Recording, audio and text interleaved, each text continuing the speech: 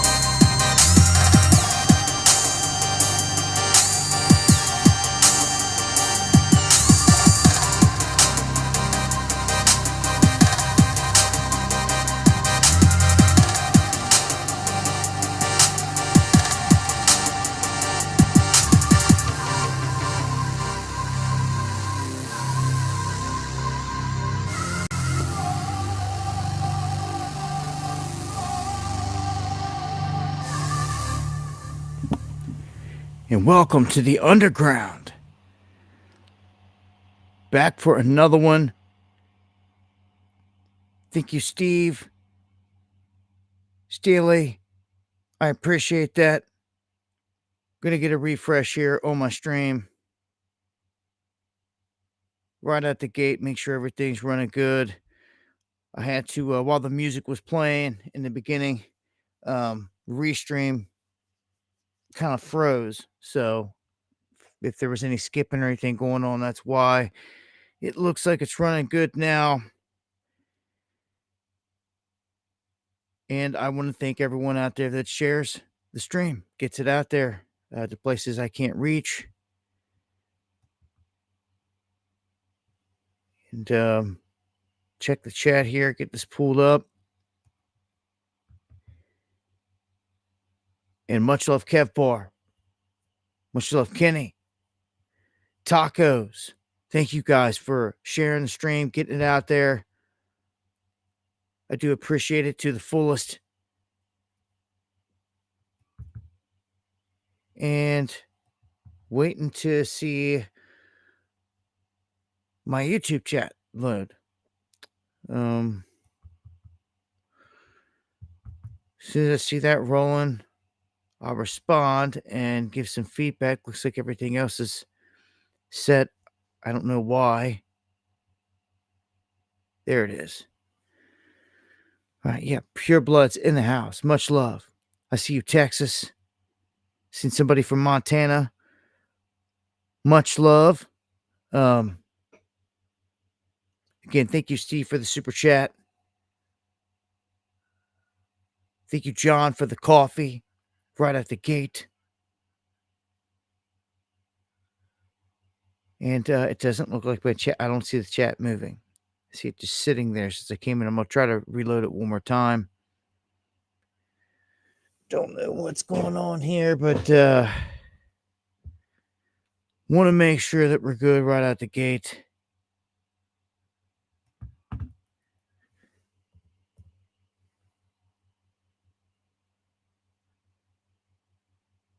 And I don't know why it's not loading with chat, but give it a second here.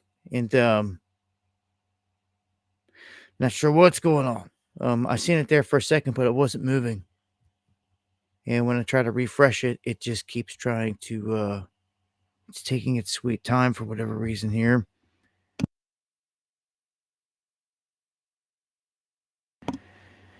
There it is. We're back up. Gwendolyn, much love.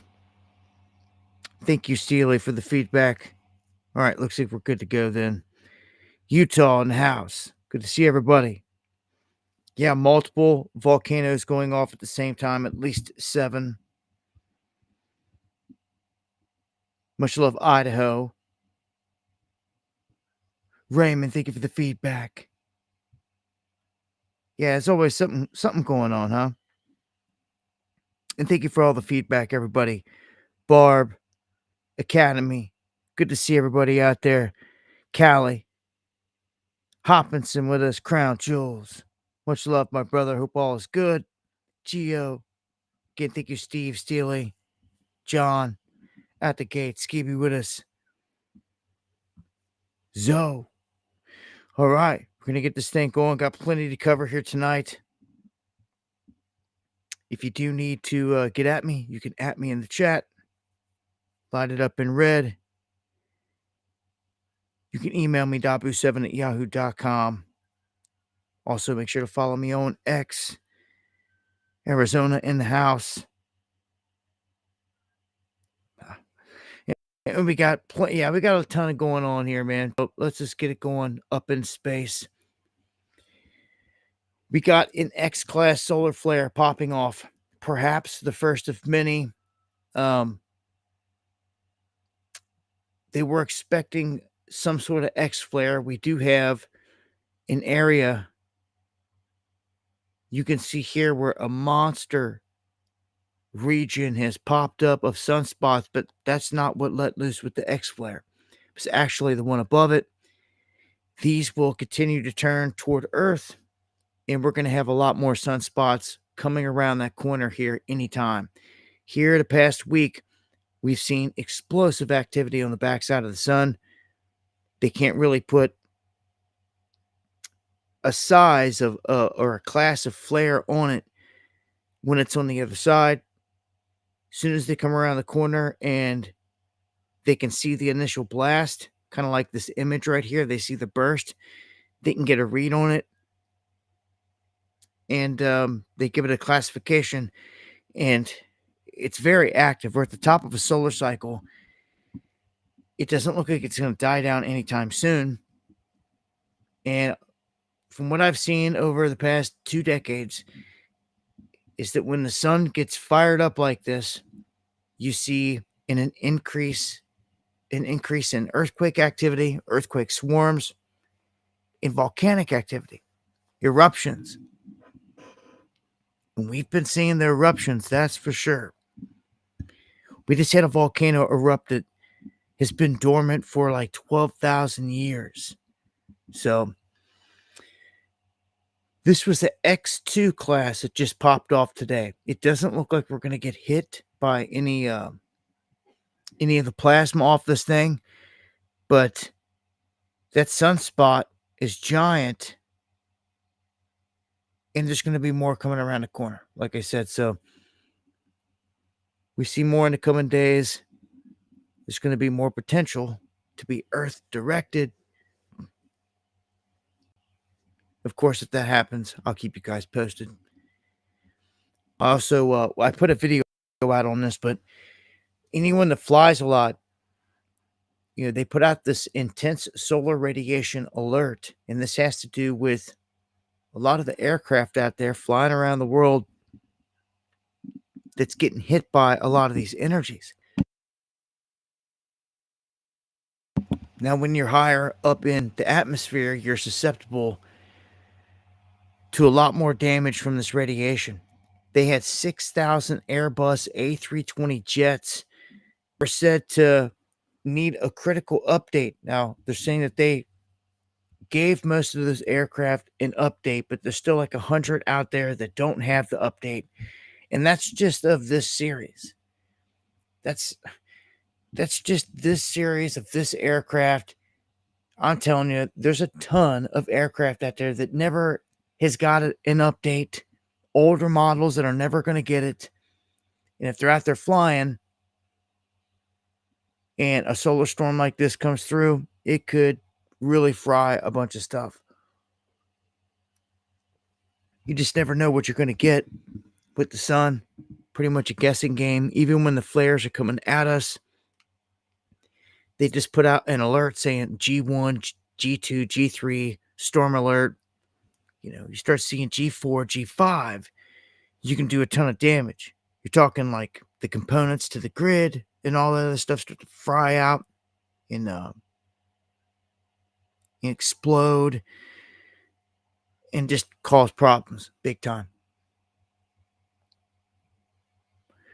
And in terms of weather down here on Earth, man, we had a massive pile up here, Indiana, a 45 to 50 vehicle pile up here.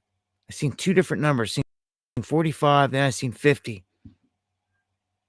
But man, Indiana getting it. If you can see this on the screen here, play a little bit of this clip here. You can see they're just mangled and twisted all over the place. This is one of the main reasons I try to keep people in the loop on weather. You just never know what's going to happen here. I mean, and usually the very first snow of the season or bad storm is the worst. It catches people off guard. They're cruising. They don't expect this. And then once you hit black ice or an area that's bad and like visibility's low, those are the scariest, man. You could see all the vehicles there in that clip, but sometimes, like when these accidents happen, the wind's coming through, visibility's way lower. Anyhow, man, it's dangerous. Dangerous situation. Hi, this is Sergeant Ames from the Putnamville State Police Post. Just wanted to give you an update on the accidents here on Interstate 70. Our local record services are working diligently to get this open back up. We're expecting probably another 2 or 3 hours. I spoke with Trooper 5, who is leading all this up for us today, and he's saying that we got 45 vehicles that are involved in this accident that we got going on right now. Hey, let's be safe. I'll give you an update when we get the interstate open back up. Make sure that you buckle up, slow down, and don't drive while distracted. And of course, if you would like to be interested in becoming an Indiana State Trooper and be part of all this and get the interstate open back up, all you have to do is go to indianatrooper.com and we'll help you out to become an Indiana State Trooper. Thank you very much. Let's all be safe out there. Well, yeah, be safe. And thank you, Kathy, for the coffees. Much love. God bless. Thank you for the support. I just hope everyone is safe out there. I know a lot of people, this was a holiday weekend, so to speak, coming off of Thanksgiving. A lot of people traveling, and we had bad weather mixed in again. Not a good combination, and we've got more coming. Matter of fact, right now, some of you out there have already been getting hit by this stuff. Depending on where you're at, from all the northern states, all the northern tier states, from Montana, North Dakota, Wisconsin, around the Great Lakes, all the way up here, New England. You guys have already been seeing this, but man, we're talking like a foot of snow up here in some of these areas. Other places are going to see this. They're saying first snowstorm for I-95 is forecasted this week. 1,000 flight cancellations already. So it's not that it's just snow coming through. It seems it's we got a mix going on here, and the ice is really the most dangerous, in my opinion. 78 degrees in Florida. Oh, just rub it in. Why don't you judge yourself? No, you're obviously more intelligent than the rest of us that are up here freezing our butts off. I'm just kidding. Montana, love right back to you guys. Talk about cold. It's got to be cold up Montana, I tell you that. And I'm tired of the weather manipulation as well. I mean, every place is different, and no one really gets to choose, where you're born, right? Like, most people are born somewhere, they grow up, they live there, they got friends and family, they stay close to that region for the most part. Maybe other people out there just get up and move. I wouldn't advise moving north unless it's for a good paying job. I'd be heading south. I'm just thinking in terms of survivability. As we move forward every day, that's all that's on my mind. When are they going to lock everything back down? When is everything going to really crash down? It's coming. I mean, the Great Reset hasn't even happened yet. So what's things going to be like in the mix of all that? It's going to be tough. I mean, no power, these things in an inner city, people fighting for food and all that stuff. On top of it, bad weather. I don't know. Being able to grow year round is going to be key, I think, moving forward, especially as society breaks down, as things get more expensive. Having greenhouses and all that stuff, and just being in a super cold climate just kind of takes away from that in my book. It's right at the gate. When I'm thinking about surviving, where to go. So, of course, if you're someone that lives up in a cold climate, you're used to it and you've got your ways, I'm sure. If you like it, you like it, right? That's all that really matters. But Appalachians, man, my neck of the woods, you're about to feel it. You're about to get pounded. I mean, tonight, they've got snow going all across the Midwest, several inches. If you guys haven't seen it yet, you're probably going to see it tonight. Again, some ice mixing in with this stuff. Just be safe. I'm hoping to dodge most of it myself. We're like maybe an inch or a dusting here, so I'm good without it. Like I said, when I was a kid, it was cool. White Christmas is all good. The rest of it, you can keep it, right? Just causes headaches, man. Oh, you thought you were going to go do something today. You got to shovel a driveway. All right, thought you were going to do something today. Get hit black ice. Get caught in a 45 car pile up. I'd just rather skip all that. For real. All right, so we had a mass shooting over the weekend at a child's birthday party in California. It left 4 dead, 10 injured. Victims reportedly as young as 8. Horrific mass shooting. This took place in Stockton, California, Saturday evening. 4 dead, 10 injured. I got a quick clip here. Some of the other clips I'm not going to share because they're showing them working on people on the ground and people just screaming. And it's just... Authorities, let's listen in right now. Hall, where a family was celebrating. We have 14 victims of this shooting. 4 of those are deceased. The victims have been transported to local hospitals throughout the area. This is a very active and ongoing investigation. Information remains very limited at this time. Early indications suggest that this may be a targeted incident.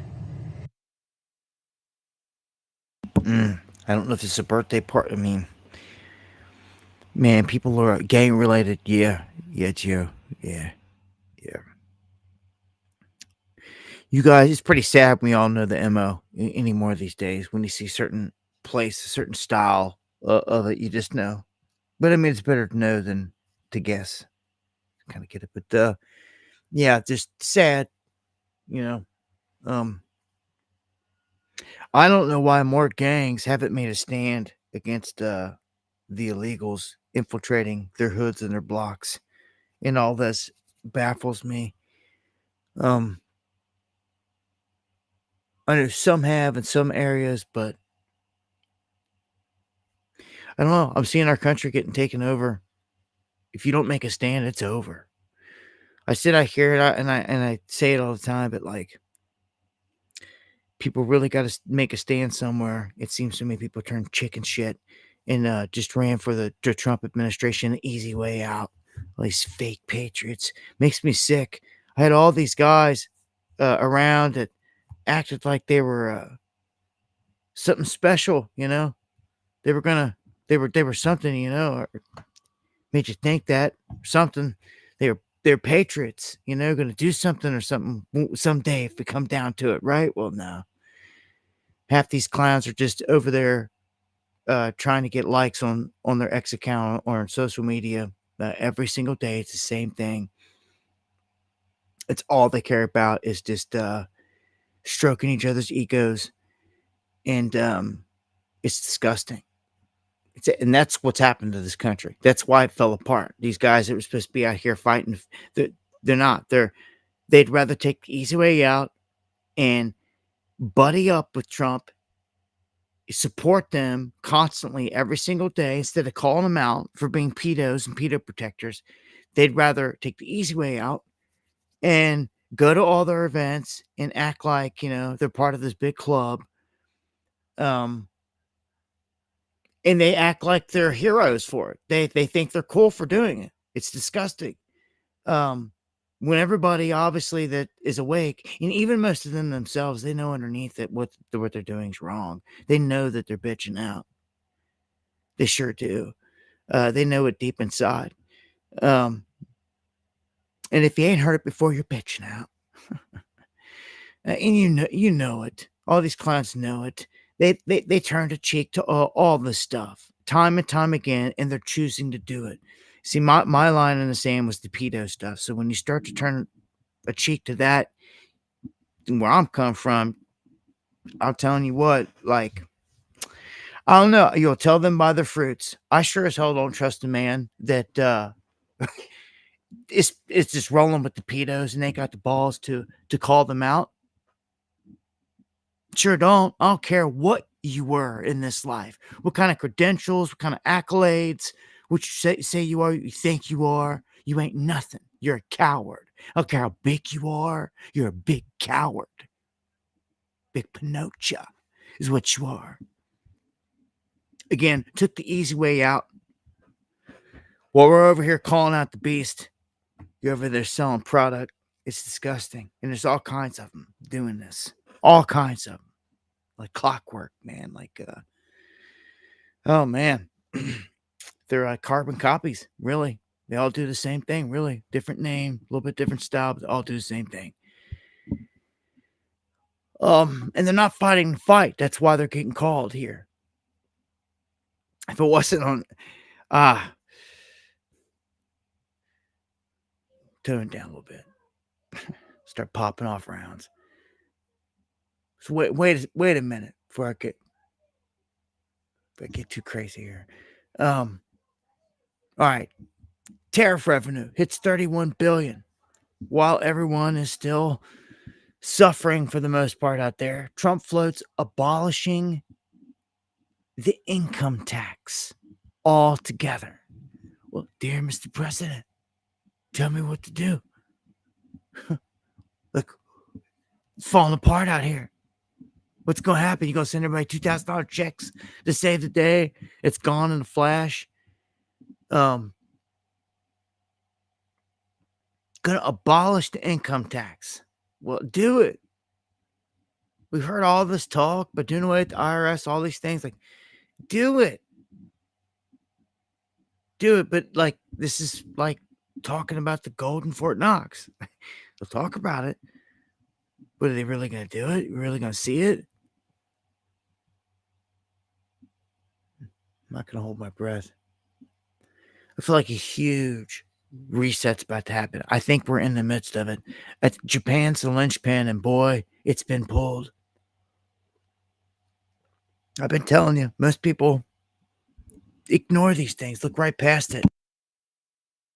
They see things like the Japanese economy and other economies, they ignore them. They don't even care. They don't even want to mention it. Don't even look into it. Waste a second on it. But what they're ignoring are the signs, man, that something huge is about to go down. And Silver Sailor out there, much love, my brother. In Japan, the bond market there is like been crippled, and all these other markets are feeling it. Like implosions happening at the same time. You're seeing metals run. I'm gonna give an update on the metals here in just a second, but I wanted to point out that with this whole Great Reset thing, the timing that I've been waiting for is like April, May of 2026. And the reason that I put it there is because they've been waiting for this new guy to get appointed into the Fed chair to replace Jerome Powell. Because when this new position is filled, it makes a huge, huge difference on where everything is going for everyone. These are huge things because Powell has got it's a huge position. I mean, the Federal Reserve is not even federal. It's a privately owned organization. It's a ruse. It's an illusion. Okay? But it has power and control because people don't get up and say nothing about it. Okay? So Jerome Powell has made a lot of shady moves, but they've been doing cuts. They just did, I think, another 25 BPS cut on the market. Much love, Lowrider. Good to see you, my brother. So here's the thing. I told you if this one cat gets put in there, it's over. It's going to happen. Wow. Hassett now has a 75% chance of getting nominated.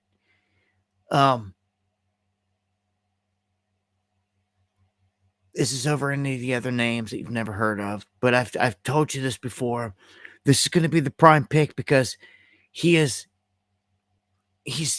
versed and trained in the whole thing with the Mar-a-Lago Accord. Mar-a-Lago Accord is a whole thing that goes over the new infrastructure on how everything is going to be set up basically after a great reset, the same reset that Trump said he was brought in to do. So they're taking a wrecking ball to this thing. And Lowrider, man, thank you for gifting the memberships. Everyone that got them, welcome to the underground. Much love. Hope everyone's having a good evening. So that's just right on schedule with everything that we've been talking about. I mean, here tonight, the Japanese bond markets were imploding, and that is what's pushing everything in the metals the other way. Crypto, on the other hand, because it's fraudulent, just the whole bottom dropping out. Like people thought, like on 1010 when it got whacked, everyone was like, "Oh, whoa!" I told you, man. I told you.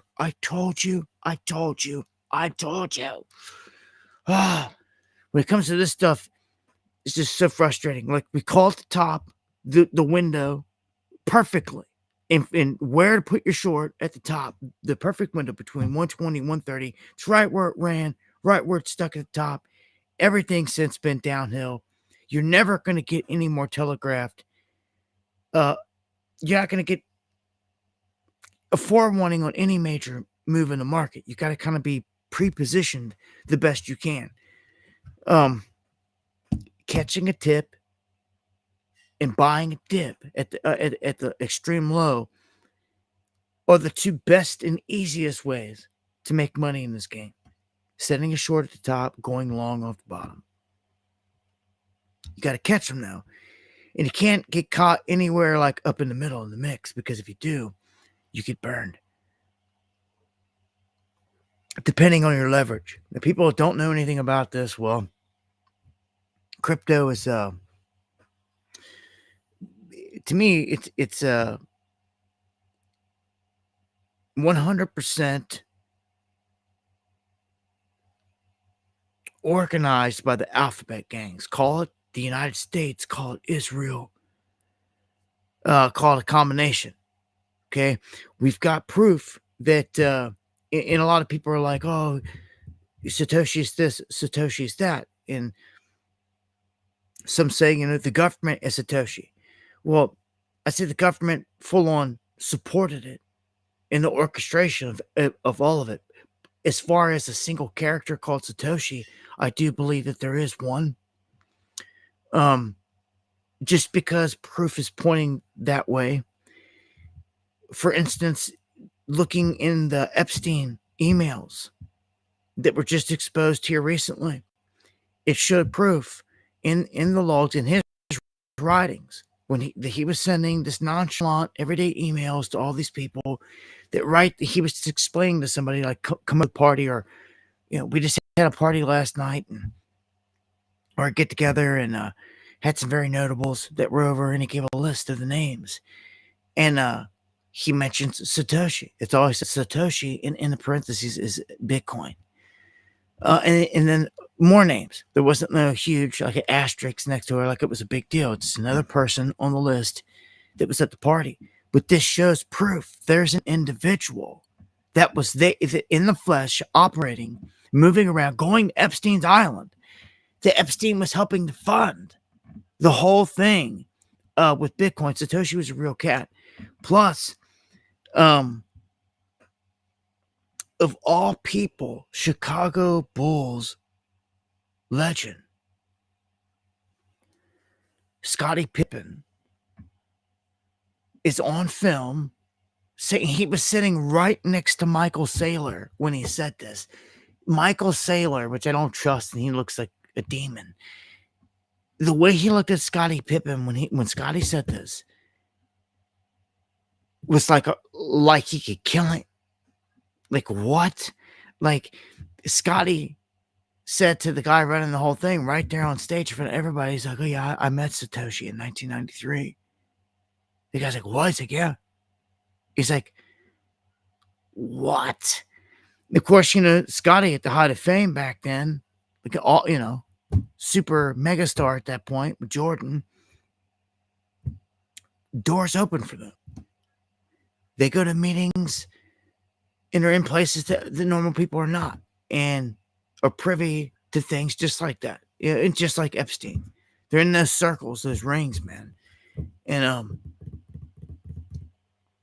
anyhow, Satoshi got this technology, I believe, from the NSA, because it's on a hash made by the NSA. So either Satoshi stole it from them, or they supplied it. Like, they worked together, they fed it. It is the foundation. And I highly doubt that it was he stole it from him type thing. It was their creation, their baby. And I believe that that's exactly what it is. Satoshi is their product. That's why you can invest in it. That's why there's shows on MSNBC on it. That's why you can even touch it. Because if it was a real Chinese product, it'd be banned. You wouldn't be able to touch it with a 10-foot pole anywhere. If they didn't have the control of it. So we're in a race right now. Two races, pretty much. An AI race and in like a crypto type of race here. And the crypto one was a bad pick by this Trump administration. Because all in all, it's nothing. It's a bunch of nothing. And the only reason I feel they're investing in it, because it's their only avenue to blockchain, into the trap door. Because he done said no to a CBDC. So they got to go another route, which is simply just crypto. So as soon as he turned around and gave them a Trump coin and it sat there and nobody said anything, they just dumped. They're like, we're going all in. Crypto. China can win the AI, which was a stupid thing. See, most of these closed AI things are different than China. China's got an open AI, and it's all about what kind of AI is the world going to adopt. And everyone's kind of coming up with a model, kind of coming up with their own little way for AI, their own little style. And like the world ultimately is going to choose, which model, which one's working the best. Again, China's is an open model, and the others are not. And that right there makes a huge difference. And they're even starting to say that in the end, China's probably going to walk away with this thing because they're in the open model that the whole world will be open to learn from and to build upon and all this other stuff, which is stupid as heck for us to just take the backseat. It's a setup anyway. So they give you worthless crypto that the Trumps just dumped on. Okay. Eric Trump, all them, they've done this multiple times. They're milking this thing. They're like, this is how they're getting rich. Their daddy made all his money off of investments and buildings and all this other stuff. Like they're investing their riches into this, and they've quadrupled, quintupled their money. So yeah, they're highly invested low rider. Which love Pixie. I just feel it's a lose for us. It's a losing situation, and it's all by design. So crypto crushed. I think it's got more room to go. I was talking with Tacos earlier about this. My assessment of the crypto world is I kind of just told you. And thank you, John for the coffee. I would invest in silver. Tacos, we were just sitting there talking. I was just telling him, like he was asking me, he's like, well, he was hitting me with these questions, just like legitimate, straight up questions. I'm like, well, like I didn't even get in at the top. I didn't even set the short at the top on Bitcoin, even though we called the window precise, perfect, everything. But like right now, the shenanigans with it, like I've watched this. I sent him an image of the last double top, the last big bull run. Had a double top and then it petered off to a bear market, and people lost a ton, sold out in the bottom, which is about to happen again. And we're in an identical spot. We're gonna kick off to the side. It may even perk up just a hair from here, but there should be one more massive dump off from here. Again, it can even perk back up a little bit from here because that's what it did before. But then it dumped to hell. It dumped the worst ever, all the way into a flat out bull market. You're talking like my initial target, I got a confirmation on this earlier, was like 71, 72, 73. But then I seen a thing earlier that said that Bitcoin has never dropped below its price point in terms of electricity to generate it. It's a long equation, and I don't have the graph to show you. But when I looked at it and I studied it, it was amazingly correct that it hasn't. And you know where that low price point is now? 71,000. That's where it's at.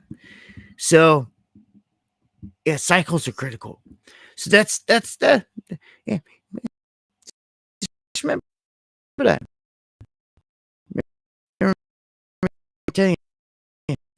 So I'm watching short right now.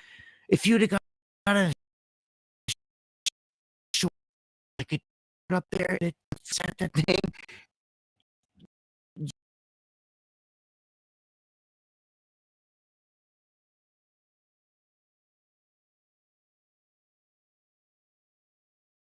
$1 easy right now. That's what it's about. And so it doesn't happen every take. You have to know the cycles of the game. It takes months for some of these to play out. If you catch them right, play them right, they pay out right. Okay. Now, as I'm telling you here with Bitcoin, anything like this, I'm looking for that like 70. You could go lower. Oh well. If it hit 71, I'm like, oh, I hit my number. You know, first off, what you want to do is average in always. If you have $1,000 you're working with, you want to like your first stab in like 250 spend, second stab, another 250, then you're halfway invested. You know what I'm saying? That way you're averaging in. If it goes lower, but also if it takes off running on you, it can go the opposite on you. Anyway, that's my take on crypto. If you're gonna have any investing in it, I'm going long, like long pulls. I'm not doing day trading, getting caught up in all the headache and all the stress and the gambling of like meme trading and all this other stuff out there. There's money to be made in all these things, and especially in a bull market when it picks back up, but not right now in a bear market. Your best thing if you're gonna be doing anything out there, fiddling with anything is only thing you can do in the bear market is short or really buy a dip, patiently wait for a dip. But that's just crypto. When it comes to the real money, as well as I do, it's gold and silver. That's where it's at. And here today, I'm pleased to announce that silver and the futures have ran. This thing, silver, hit an all-time record high, baby, today. It clipped $59. And I'm telling you,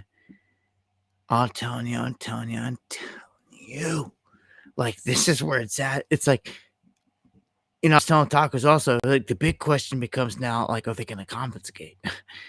But if people start to make any money anywhere or do anything, that's when the government wants to step in. All the gold's missing from Fort Knox. Everybody cough off their gold. Cough everything up at your wedding rings to save the economy, to save the country. I could see them doing something like that. In the meantime, though, I got places making gold and silver legal tender. States are. They're taking away the tax on it. That way you can buy it and you can sell it. And again, I keep going back to this conversation with me and Tacos. We were just bouncing off each other, different ideas and thoughts here. And like, when you're investing at this point, you see, we smelt, which means we keep gold and silver shot and we melt it down. And we've been doing it and we're going to continue to do it. But you can't take everyday metals like this into a place and get rid of it. Like, most places won't accept it, even though it's pure. They get tested. The reason being is because the government cracks down on all these places and says, oh, it could be stolen gold or silver or anything, melted down. And there's no way for us to tell. They can test. If they got something to test that's equal to what was stolen, like something out of the batch, they can test it and try to match it that way, and then you'd be busted. For sure. But like I was telling you, we're not criminals. We should be treated like criminals. Like, we're buying a legitimate shot. I can show you the receipts. And we're melting it down. We're stamping it out. Period. And you got my name, got my ID, got all this crap. If they got a problem with it, say something. You know what I'm saying? But he said, oh, we can't buy it. We can't buy it because of the government crap. So how do you buy silver and gold and sell it and even get any money out of it then? Because most people sit out there on their ass and they don't do nothing. They just sit there and listen, watch. They don't do nothing. And they find out the hard way when they head out one day. They're trying to take the silver somewhere that they got to get rid of it, and they're going to find out the hard way, like I'm telling you now. If they don't, they're not going to buy it off you. Okay? If it's melted down. And thank you, Silver Sailor. Thank you, Maverick, for the coffees, y'all, for real. Appreciate the support. So I got a problem with this, like, big time. I got beef with a lot of these places that, like, man, like I just said, if I can show you a receipt, you've got all my information, like, you should buy it. There should be business done. So we were talking, like, Like, what does it take to like apply to get your own serialized like official stamp that can be recognized? You know, things we're gonna look into, um, because you should be able to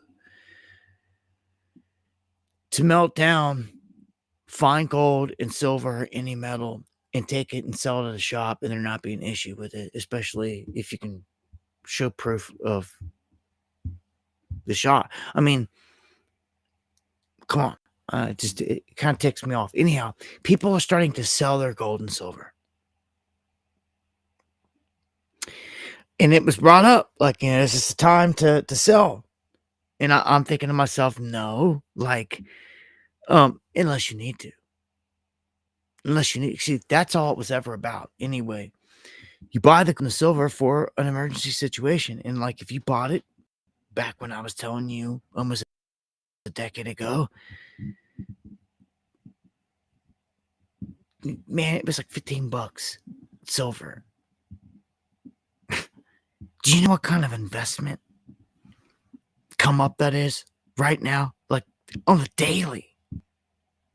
I mean, we watched it blow past 30 and it doubled, then past 45. Now this thing's clipping 60. Okay, so yeah, if you dumped dollars in the silver, it's now worth like 3,000 and growing and easy. And any other thing, it's going to continue on this path. I'd say we're starting to go a little parabolic right now. Anytime you start hitting record highs like this, I would wait for some kind of pullback, but you just never know, man. One big announcement out here one day, this thing makes a big run, jumps up into the $70, 70 something range real quick. Dude, you're only $27 away from 100. Whenever silver hits 100, our world is different. Then, do you understand? Our world is different. Different. When silver breaks $100 an ounce, boys, this is the one you wanted in on this whole time. And salutes to all you guys that have been. So I would continue stacking here. Really would. I could continue stack here. Yeah, if you're gonna get anything, I don't know, good Christmas gift right there. Silver rounds, silver coins. I'll say this: the coins are more of a collector's item, and they hold a different value there. It's a whole kind of a different animal. For an easy purchase and quick sell, the bars, you can't go wrong with the bars. Get serialized bars from Pamp Sweets or any other dealer out there that are serialized and numbered, and you have no issue walking in anywhere and getting rid of them. I buy them, I gobble them up. We were buying the Valcambi bars. They really caught my attention because you can get 100-gram Valcambi bar, and they break off into little 1-gram pieces. You can barter with them. They're unlike any other little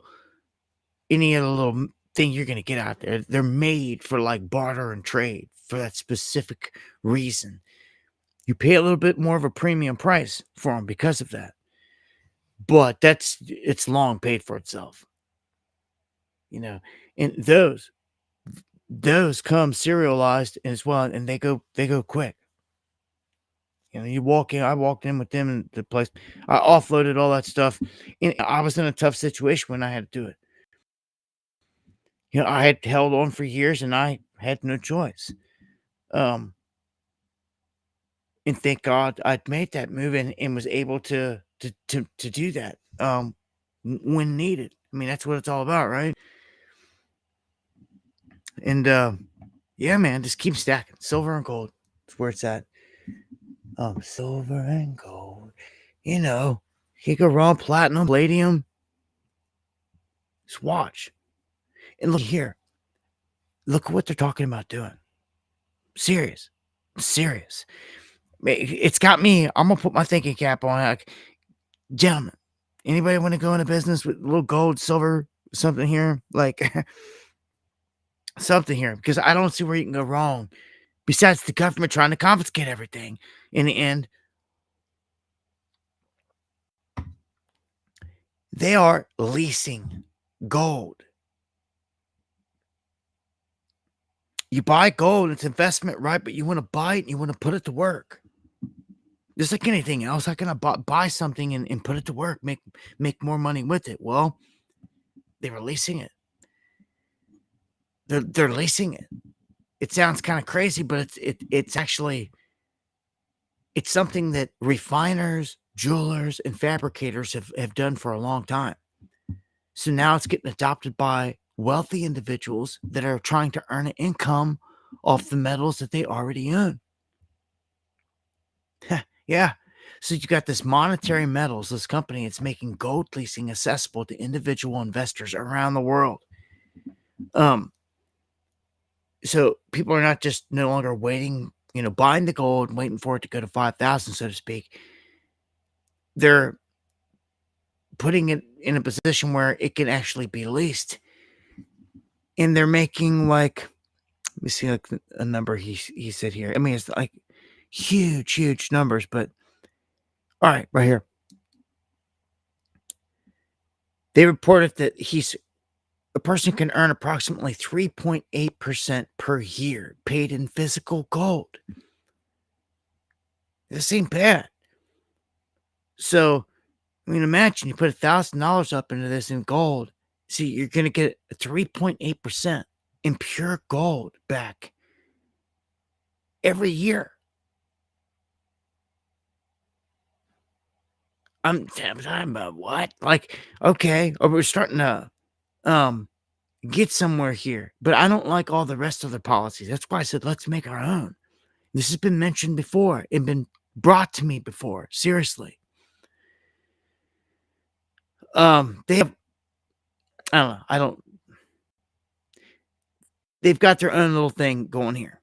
Okay, but what I'm saying is anyone come along and do this, it's the same concept. It works for silver, it works for platinum, it works for palladium, same thing.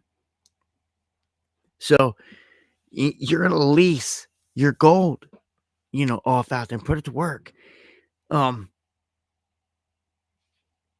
That's pretty cool. I mean, you have to have an inventory, have to have a place to secure it and all that stuff. But it gets the wheels turning for me, because I've been telling you forever about gold and silver. And if you can actually put it to work and start making money on it and not have to worry about anything, I just keep dumping my money in gold and silver for like freaking ever. Like at this point, I mean, you could have never went wrong this whole time. For the past decade, just kept buying every freaking dip because it just never went wrong. You've been nothing but in the green this whole time.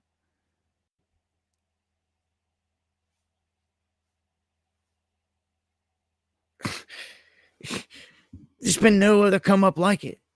There's been no other. And for all the people to just sit there and just listen all the time and never make a move, and you've lost this whole time, this whole decade, this whole time you watched it pass you by. Well, others out there got active, and salutes to you that did and went beyond. Again, like smelting and doing all this other stuff and making jewelry and stuff like that. That's what it's about, man. Gold and silver key. Let's jump to jobs. U.S. manufacturing, signaling, everything is weak. It's dumping out. This isn't even factoring in the AI stuff at this rate at all. But it's always sad numbers. Sad numbers and sad reporting when it comes to the jobs, manufacturing. It's always very dismal, disappointing. Retail workers in this country currently earning 51.6% less than what is needed to pay for rent. This is a setup. This is scandalous. How are people going to survive? How's this going to work going forward? It's not feasible. It's just not. You can sit down, crunch the numbers, do this and that. It's just not. This is why more and more families are living together, like a multi-family type of thing. And more people end up back at home with mom and dad because of these situations. For some there, it's an embarrassing thing, but like, look, man, just be thankful you got a family and people that you can lean on, fall back on, and they're there for you, because this is set up. This isn't necessarily like people's faults out there at all. When you're living through a setup where jobs are getting wiped out, the whole economy is about to be reset, but you're about to be replaced by technology and AI. They don't want you here no more. They don't need you. Really, they got a whole new world they're about to roll out. We're not needed. So paying the peasants peanuts, it's just not enough. Then here's China warning about this whole AI robot thing, saying that they're warning about a bubble. And I can see this. I can see this very easily. Well, look, there's only like one more bubble ahead. And when it pops, it's over. Because when mankind gets wiped out, it's done. Like, robots don't need money, don't work for money, nothing like that. When they replace man, large scale, everything's going to be different. I guess the point here is people are investing in stocks, in all the stock, right? For AI. I think it's going to be this huge boom for the future. But they're seeing the writing on the wall that like mankind's about to get wiped out. Mankind's about to get replaced. That means there ain't gonna be no more. There ain't gonna be no one to invest in anything. You know what that means? That means it all goes kaput. It's dead. If there's no man around anymore, how can a stock market even exist or anything like that? Like, for people to buy into and invest in, like, everything will change dramatically. This whole world, you already know what they're wanting to do. They're phasing out fossil fuels. Cars are going to be gone. All these new vehicles that fly are going to be around. Robots are going to replace most of the stuff out there just within the next 5 years. That is a scary thought. 5 years. Watch how this explodes from right here. 5 years. But to make all these bots and all this technology, they need metals. They need silver. Big time. I'm telling you, they do. There's a reason why it's making moves. It's going to continue to. They need it. They need it for all these applications. It's the most conductive metal on the freaking planet. Like, oh yeah. Oh yeah, silver, gold, all these things. Precious metal is going to continue to surge. Do you have a tattoo? Because if you do, might want to pay attention to this one.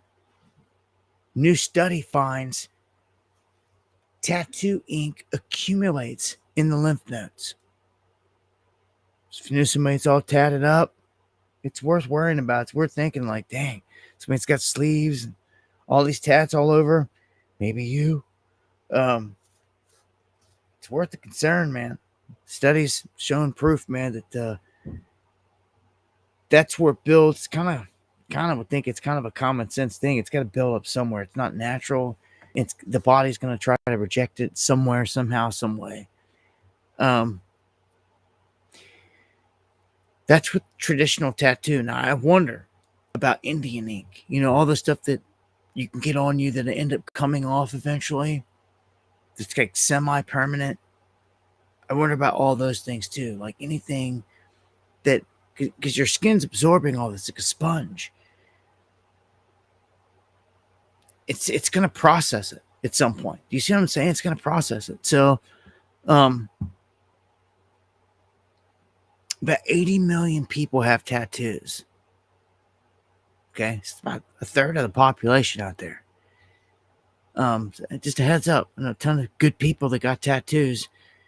And I'm gonna say that, you know, a tattoo or two isn't gonna kill you, you know.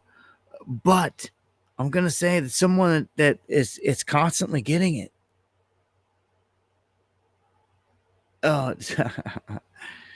Anyone that's constantly getting it is definitely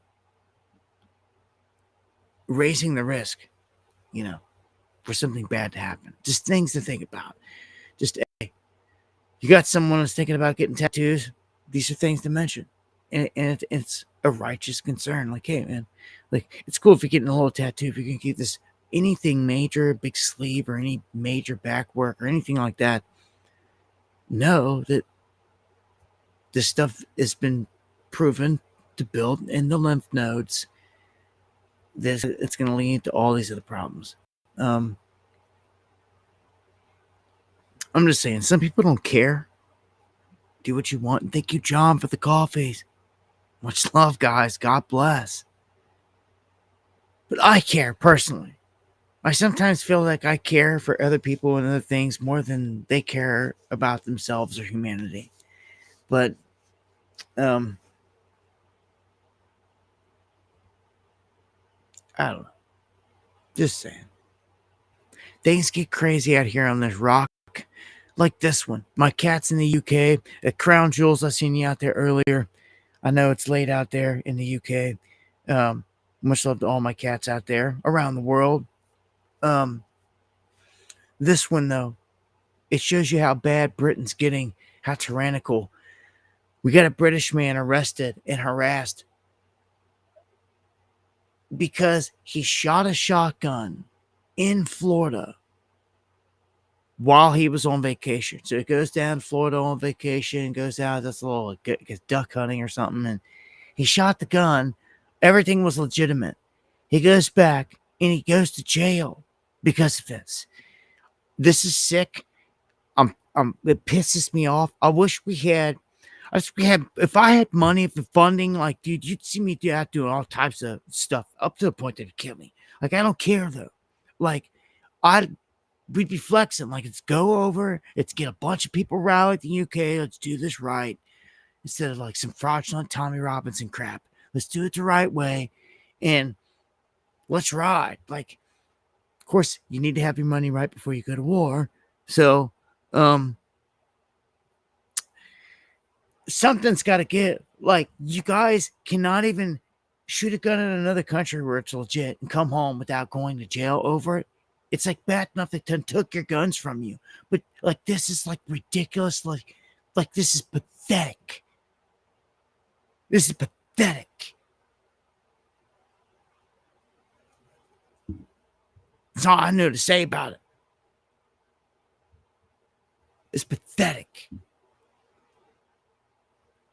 It pisses me off bad.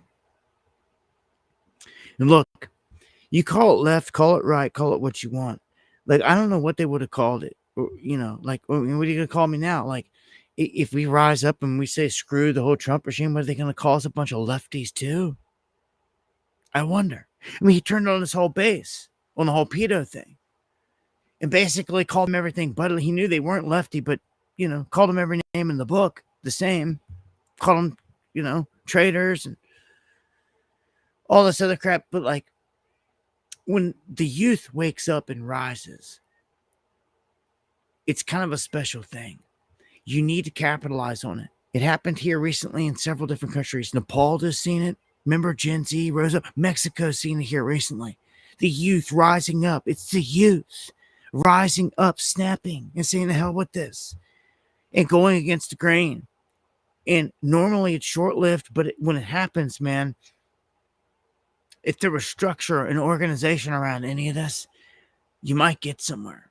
Be like in Germany, 25,000 youth lash out against the police, against the government.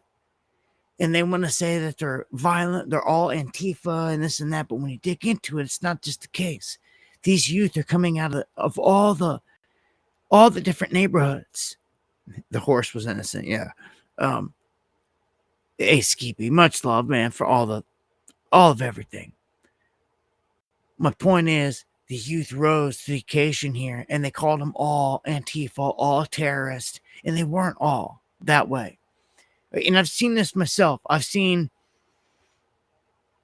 there's an effect when things are bad around, and a new wave comes through, and it comes through the neighborhood. It's tantalizing to any youth that doesn't know any better. And thank you, Steve, for the memberships. Everyone that got them, welcome to the underground. I watched BLM go through city after city, and I watched young youth in the hood that didn't know any better. They watched this group that they didn't know who it was or what it was. They watched them come marching through the streets, and because it showed power and strength, and it was people that looked like them and they could relate to, they gravitated toward it. It was like a magnet going down the street. You see what I'm saying? It's the same thing in these other countries. When you get a movement going against the government, like through the street, like, and everybody's pissed off everywhere, they're going to start coming out the woodwork and joining it. Okay? So yeah, it sucks when it's controlled opposition leading the whole thing. Because then no one really knows what they're getting into. Enemies controlling at the top. You got to watch out for all these things. But there are always grassroots events where when everyone has been suffering for so long, and like everywhere is the ghetto and the hood now, and like ran down third world, like people are quick to snap out, and they want change. You know, this place is seen a lot of youth movement around the globe. I've seen here recently. Shows they're not happy. Check this one out. This is crazy. This is crazy. You have this influencer going and handing out machetes and booze to homeless people in multiple cities, Austin and New Orleans. Who knows? It could have even gone on to do more places. This 29-year-old Keith Castillo, who goes by the handle Pav Wolfie on social media. I'm not going to play his videos, but he's running around to all these different homeless people, like all types of different people, giving them alcohol and giving them machetes, as you see right here in this clip. And I mean, you know as well as I do. I mean, just first thought, okay, you're going to give a bunch of homeless people machetes and alcohol, where they're going to get pissed off at each other and use the machetes. His approach in the street was that, yeah, here, protect yourself. And everyone was like, oh, hell yeah, hell yeah. Of course, anyone get anything free, especially if you're homeless. You're like, hell yeah. And then a bottle of booze, a vodka on top of it. The people had to kind of be thinking like, man, like what the, some of them don't even drink, you know. They had to see what was going on, but they could have went and they could have traded it off, you know, and this and that, easy. But the whole idea was like, get all these fools drunk and have them chop their heads off, each other's heads off, right? I mean, that's what some nuts thinking here. Go down here, fuel the whole thing, and get madness. Get them to wipe each other out. I'm like, man, it's like sick. Like, you could have rolled up with like a bag full of hamburgers and start passing them out and some waters. Hamburgers and waters or machetes and vodka. I mean, if I'm going on a mission tomorrow, which we've done, it reminds me of when I went down Florida. I went down Florida chasing a hurricane, and I went down the section of area that was a bunch of homeless people, and for whatever reason, I had a calling to to do something about it, and I did. I went to the closest restaurant, ordered a whole bunch of food, and got bags of it. Stopped and got cases of water, and went and pulled down in the same area where all these homeless were, and hopped out, and they were fighting. They were fighting. Similar, I mean, if it was atmosphere like if you'd dropped off machetes and alcohol, people would have got killed because they were like they were fighting. They were scrapping like when we pulled up, but we stopped them. We stopped them because like I kind of just bounced out on them. I just rolled up and bounced out and like ran up on them, and they were like everyone kind of froze. And I threw out some bags. Like, anybody want some food, man? Anybody want some cheeseburgers? Anybody want some cheeseburgers? And a couple kind of started making their way, and then after a few, seeing that others were getting to the food quicker, and like they were all just standing there slacking, they all started like searching. I made it a point, like, look, you have to share. This is for all of you. Like, share. So, I mean, they all started to share past Snap Burgers.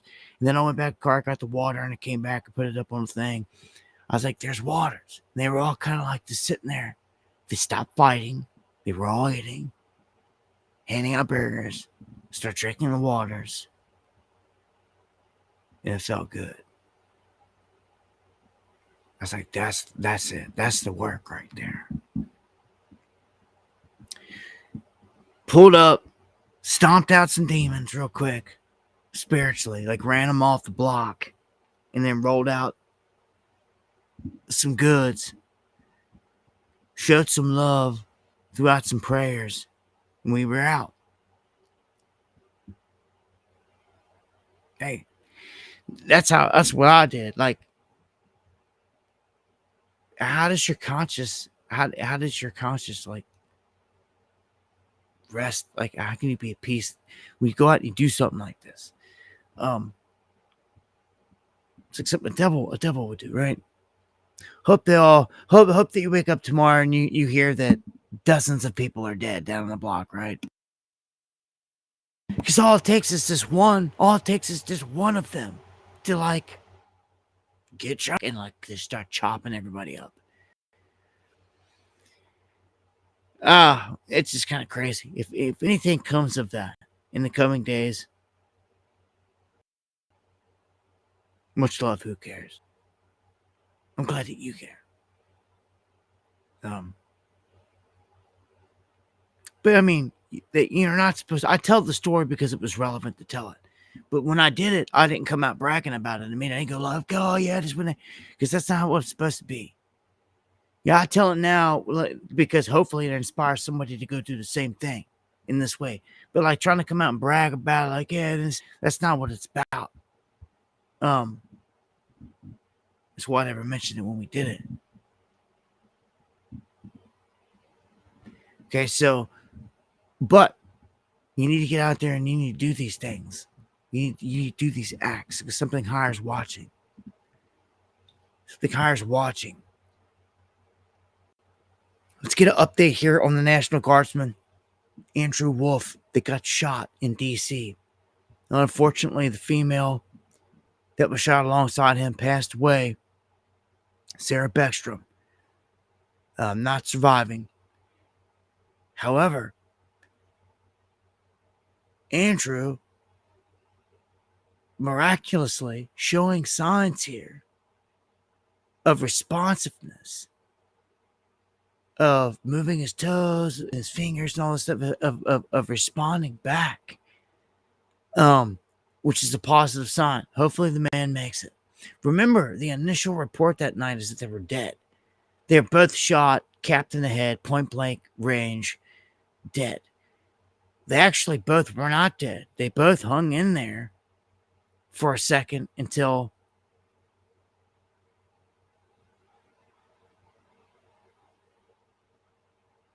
dude, I'm sure, man.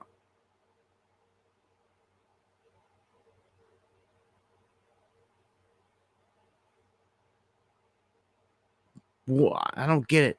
I guess it's changed everybody's names to an email or something. I hate it when it does it. I don't know why it does it in the chat. It messes me up sometimes. I DY to be like, it says D Wizzle again. I'm just like, I don't know.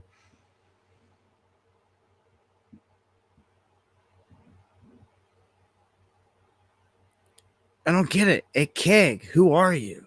This is crazy that I'm even saying this. I've got to say it though, because I don't know. At Keg 1995, one of my mods, who are you?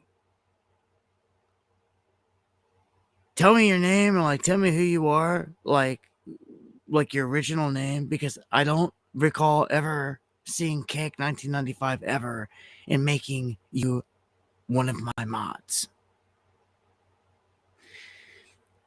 You're probably one of my regular mods. It's gonna be like Kev or something. I don't know. But I don't know you by name. That's why I'm just asking you. Like, I don't never say Keg to no one. Like, who are you? Straight up. I can't just let it slide. I've got to know. Oh, it's daily? Is it daily survival? Is it daily? I'm Kenny G, my man. Oh, Kenny. It's Kenny G. All right, my brother. All right. Woo-hoo. All right. See what I'm saying? That was that was messed up. All right. We're good. It's Kenny G. All right. It's Kenny G. All right. All right. Still, I don't like that, man. Why I switched it all up? I have no control over that, man. I don't know. I have no control over that, guys. I don't know. All right. Go play this piece here though. On the update on these guardsmen from Past Levitt. American presidents supported self-destruction. Wrong one. It's this one. Next, I would like to address the horrific tragedy that took place in our nation's capital that last week. A foreign terrorist that the Biden administration failed to properly vet ambushed 2 members of the West Virginia National Guard who were honorably serving here to keep the residents and visitors of Washington, D.C. safe. U.S. Air Force Staff Sergeant Andrew Wolf was severely wounded in the attack and remains hospitalized while he continues to fight for his life. Tragically, U.S. Army Specialist Sarah Beckstrom died of her wounds. She was just 20 years old. President Trump and the entire White House are praying for Andrew's full recovery at the request of his parents and their personal phone call with the president over the weekend. And we are keeping Sarah's family and friends in our prayers during this unimaginably difficult time. So I'm just going to play that bit there.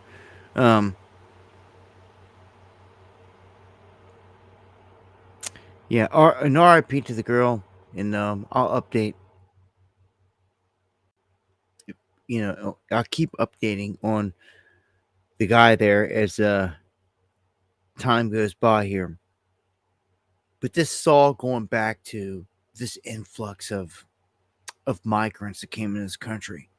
They're trying to say now the documents are showing that Biden had this botched Afghan evacuation, so to speak, where they gave up all of Bagram and all this stuff to the enemy, but they let over 5,000 migrants that were flagged for national security come right on into America.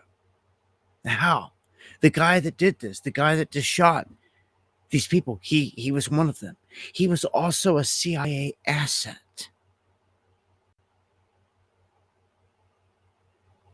A CIA asset.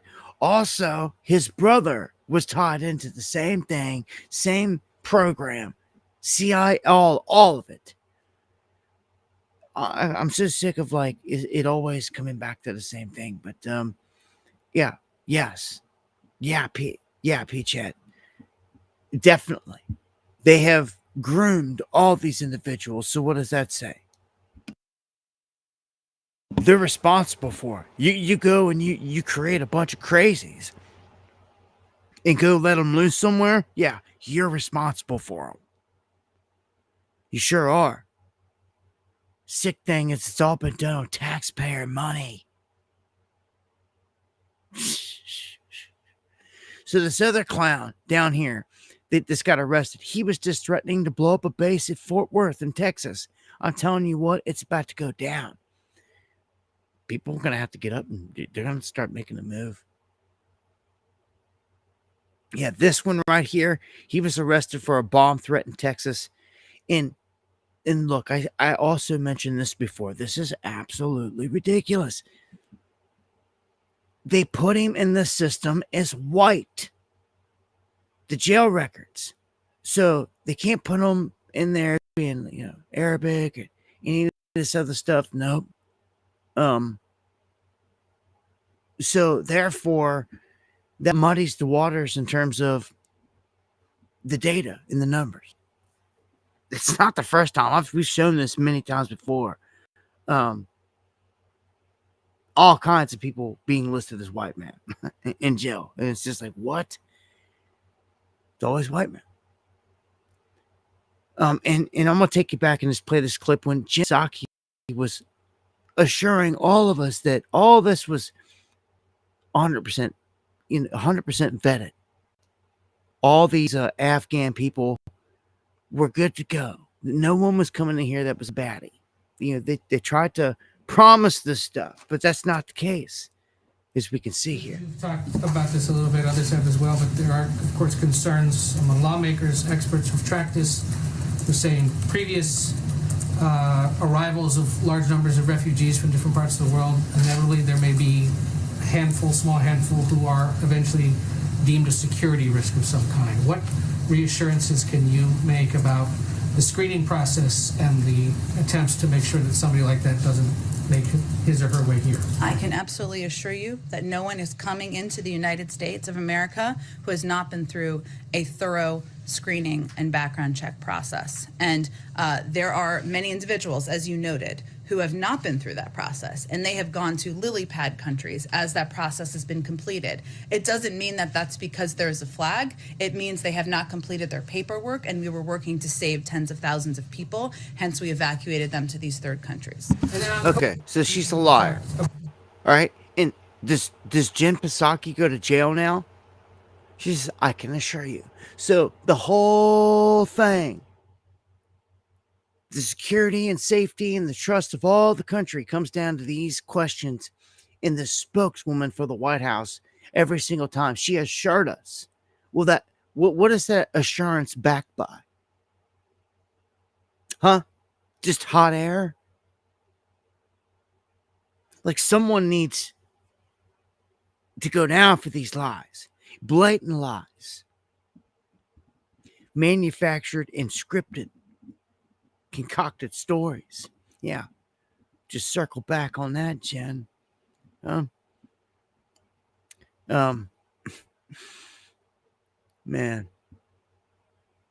The world is a stage. In the meantime, as Dearborn is blowing up, as Mamdani takes over New York, Canadian Muslims are getting pissed off now. They're taking to the streets in anger because Quebec pushes forward with a ban on public prayer.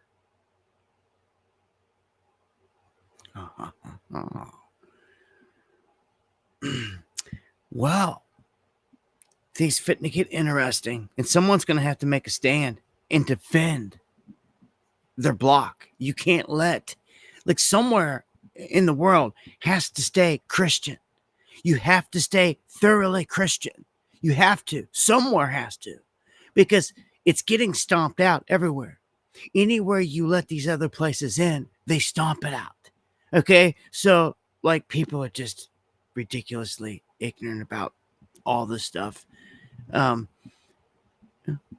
just wait till Sharia has a court set up in your neck of the woods, get pulled over for a speeding ticket because you were going, 1 mile and over too much. They want to take one of your fingers off for something stupid. And you're going to think it's the most ridiculous thing in the world, but no, it's the reality of the world you live in because you sat on that ass and you did nothing while it all happened and popped up everywhere. Again, I salute anyone out there that rides. Anyone that rides. Yep. Rides for what is right in holding down and defending this place. Um, what did Elon just tell everybody in the UK? Because they're so docile over there, you gotta get up and defend yourself. You gotta do something. But he told them, like, you don't have a choice now. Like, you either defend yourself or you die. Do you see where we're gonna be? If everyone just sits there docile and just keeps this up, they'll take the guns, and then what? Everyone's just is afraid to fight back until what they come and they kill you, pick you off one by one. The smaller the group, the easier it is for the enemy. And look at the UK. They've stripped them of their guns. They're so freaking tyrannical. It's the leadership. It's not get it twisted. It's the leadership that's pushing it. It always is. It's all it ever is. And everyone's always afraid to make a stand against that leadership. Is it not what it always is? Is it not? You know it is. So, no one ever said anyone had to do anything crazy. All you had to do is call them out to begin with. It'd be nice just to see people come together in a patriotic spirit, just in large numbers. Start there. Not with pitchforks, not with threats, not with violence, not with anything that they're easily going to use against you. Your power's in your numbers. Just getting the people together is the key, the magic of it all. When you can amass large numbers of people, it speaks for itself. Okay, so you have to start there. You don't need threats. You don't need numbers. Just amass. Feel good that you're part of something good and great. If we could spark something like that, it would grow. If you build it, they will come. But the same thing MAGA did. You know, it's why people gravitate toward it. It's the exact same reason why people gravitated toward it. Because they believed in it in that manner. Regardless of the political. It was just political. MAGA was. All right, so we'll keep it pushing here. NYC, I don't think it's going to get any more peaceful for you up there. Protesters already going at it with ICE. Had ICE trapped, actually, and NYPD had to come and, like, help get them out. They had to pepper spray everybody on the street and back them up and relieve them.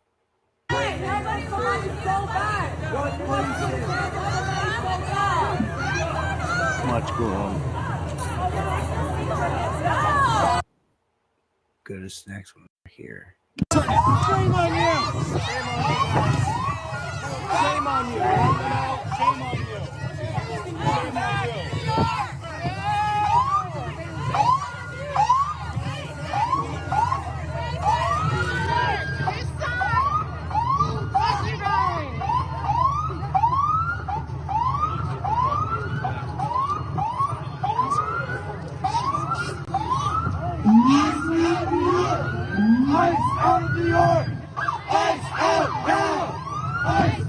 So it's against ICE again, right?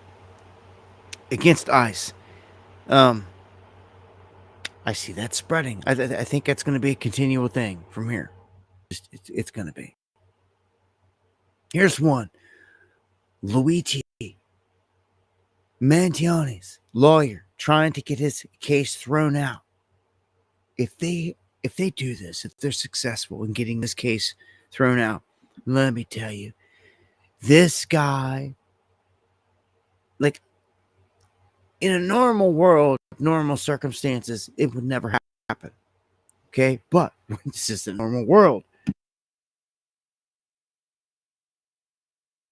It never is normal circumstances. Remember, he shot and killed the United CEO, and that guy was specifically doing trading with Nancy Pelosi and a whole ring of people.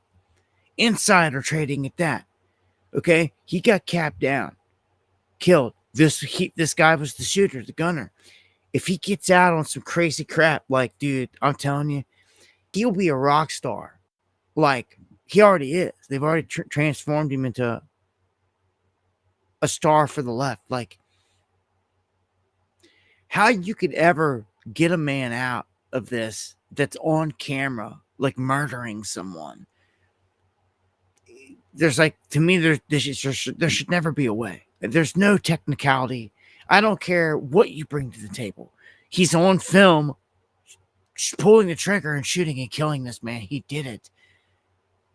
There can be other crazy crap that you can bring up and we'll listen, but there's nothing that's going to override the fact that he murdered him. Nothing's going to take that away. And like, nothing's going to get him out of jail for that. In my book, like nothing, like no technicality, none of the crap. Okay. But the way a corrupt system goes is like this. They're going to have a hearing, and this hearing is going to focus on whether the evidence that they collected against him was obtained legally, and if his statements to the police violated his constitutional rights. And let me tell you something, if they exercise this and they work this, everything's a setup. You know, all the time, all these things are setups. They are. Why do you think they've been telegraphing it and treating him like this and like letting him change his clothes and doing all these weird things? I've been watching this very closely the entire time, and I'm telling you right now where this is going. If this guy gets out on technicality, like it's a straight up murderer walking free. It doesn't matter how you cut it or anything like that. It will set a precedent big time. They're pushing hard to have key evidence, including a red notebook that they said was his manifesto tossed out, arguing that the items were seized after an illegal search and that he was interrogated without Miranda warnings. If this is the case, they will very well win this, dude. Oh my gosh, dude. It shouldn't be allowed. Like, all this.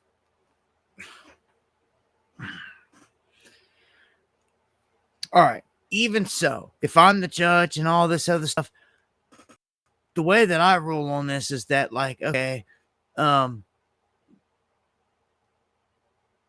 you can say that this thing was not a manifesto, and you can even say that they did an illegal search, and they can get in trouble for that. The officers can. And you're going to say that he was interrogated without Miranda warnings. Again, the officers that arrested him can be disciplined and arrested for that. This does not mean he gets let loose. Right? That is ass backwards, asinine, and just as stupid as it gets. Gonna let a trigger man, a known killer, free on something? It's not how it works. No, again, the police can get disciplined and all that for screwing all that up on that end. But this guy's still a killer. Either way. If they let him out on this, like, I just gave you the righteous judge ruling right there. They let him out. I don't even know if the right to do anything. I don't know if the right to protest, take the street. I don't know what they got left in the gas tank over there at MAGA.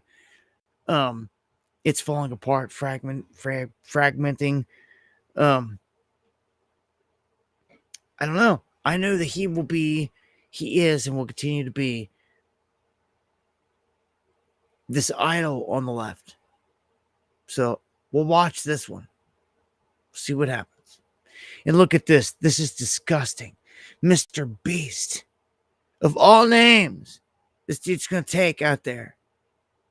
He is connecting with, and when I first posted this over on X, he's throwing the Baphomet with both hands. Mr. Beast is connecting with Rockefeller.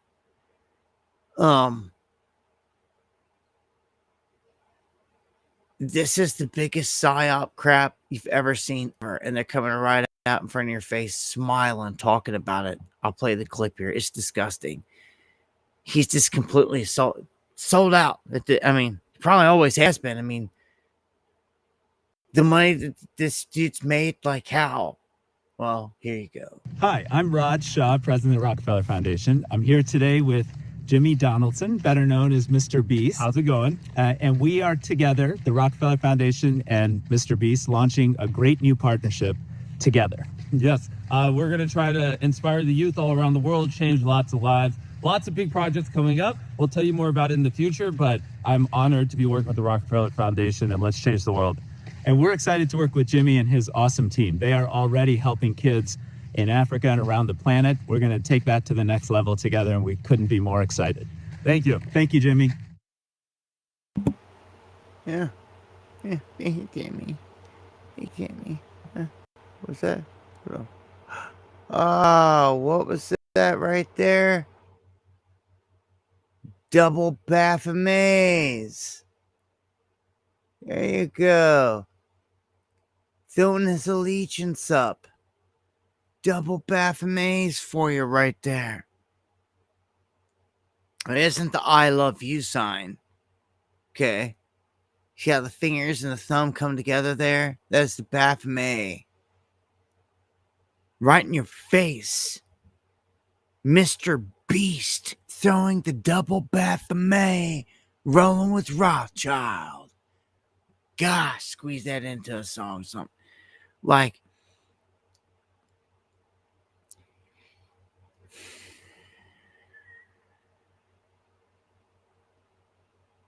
it pisses me off so bad. We have nothing to even contend against it. Not even one righteous billionaire to counter this. Like, God's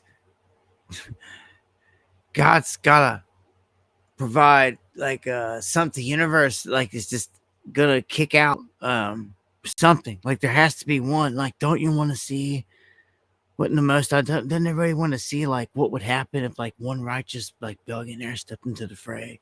Like how quickly they're trying to shut him down, kill him, whatever. I don't know. How long would he last? You could argue that it's already been done with someone like Gaddafi. But I'm talking a little bit different. What do you do if a billionaire come along and was seated all across this country? You didn't know where he was at. But everywhere he went, he created pockets of protection.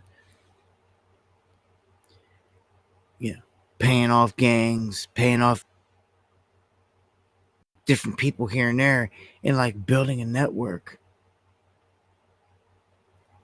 underground all across this place. Yeah, what? They start drone striking. It would all start here. That's what it would bring. They'd start hunting down in the wide open everyday Americans with predator drones. They'd be taking out dudes at the mall and the cafe. With predator drones. It's gonna get crazy here. I got to update on the war stuff. We'll get to here in a minute. I want to show Trump, though, acting like he's some boss, hitting this golf shot. Wonder how many hours this guy puts in on the golf course. Really, though. Here he is with the chip shot.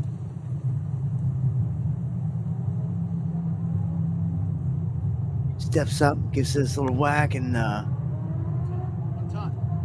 bam. Oh. We got it on video. He made a shot. Got it on video. Again, I mean, he's down there in Mar-a-Lago. I guess they got the whole golf course right there. It's probably all he does. Ride around the golf cart. Hit the links. They just play golf all day. That's all these cats do is play golf all day, huh? Well, they just dropped a media tracker. And I'm telling you, if they could, like this media tracker is going to put the people that they don't like at the top of the list, and they're going to label them as misleading, having bias, all this stuff. You know how Trump is. Like, he'll scold his own base if you don't fall in line with what they say. I just couldn't help but think that, like, someone like me, someone that they would hate, they throw me on this list and throw me out there for everyone to see. Like, look at the top of this list. This is a bad guy, W7. You know what I'm saying? Like, but yeah, they're putting Boston Globe, CBS News, Independent. Look, they've got label exposed on. Imagine. This is how it begins, dude. This is how it begins. They're going to put labels like this on these bigger. They'll come after guys like me in no time with a label the same way. And they'll expand their top 10 to like top 100. We'll have all the truthers on there and everything else. You watch. This is the beginning.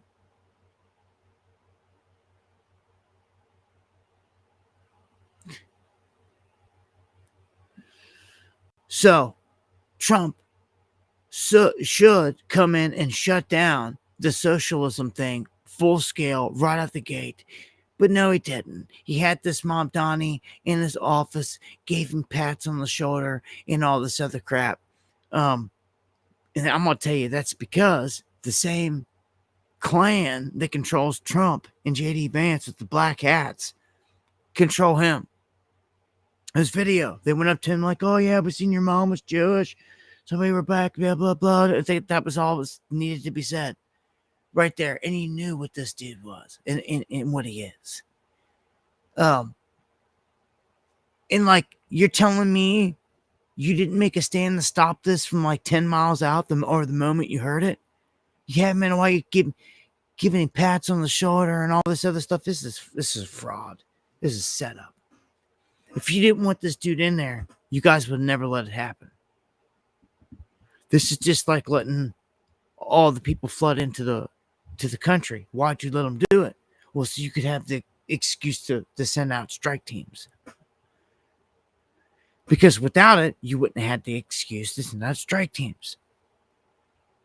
My big thing is if they lock this place back down again, all these strike teams will be used on purebloods and all of us that don't want to jab. Of course, Trump is a club member. He's a don. He's a don of this whole freaking mafia, United States Corporation.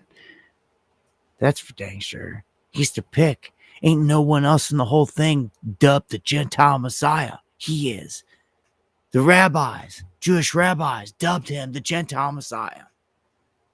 Gave him a silver crown. Call him the Prince of Peace.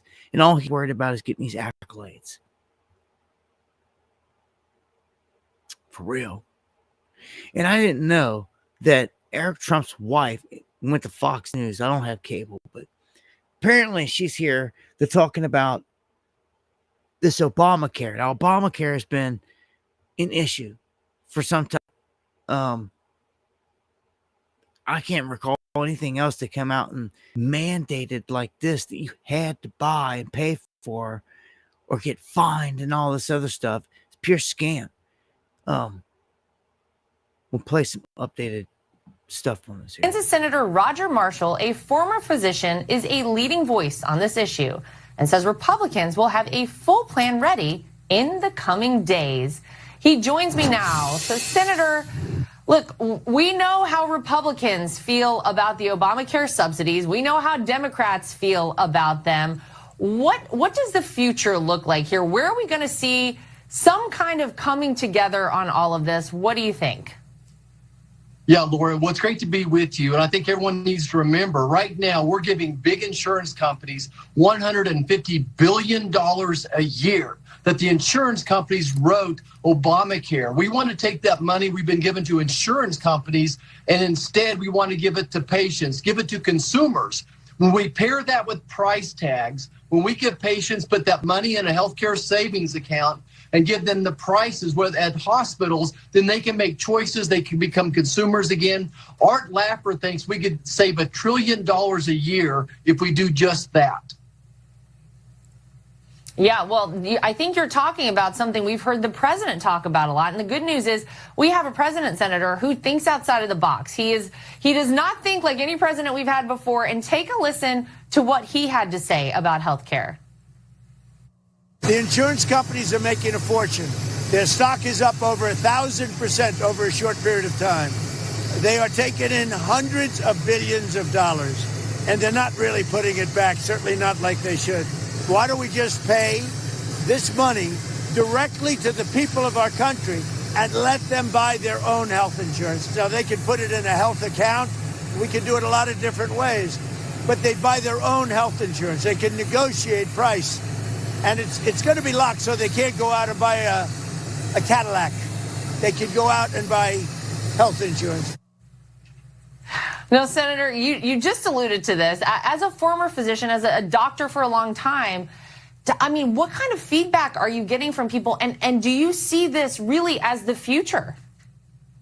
Yeah, it absolutely is. And I've been trying to do this now for some 8 years. This is why I went to Washington, D.C., is I wanted to fix healthcare. When we let patients become consumers again and give them transparency, we give them price tags, put this money in their pockets, they'll make good choices. Could you imagine walking into McDonald's and seeing a menu and not knowing what the price of the Big Mac is versus the fish fillet, right? So we want to give patients the price tags, give them money in the healthcare savings account, then let them make the choices. Again, insurance companies wrote Obamacare, and now they're up to getting $150 billion of money from the federal government, and 35% of these patients are fraudulent. They're ghost patients. 35% of the people in Obamacare don't have one claim. So we need to fix the fraud. We need to put this money in the hands of patients and then give them price tags, and we'll have a winner. All right, well, it's your winner. Let's throw some discernment on that.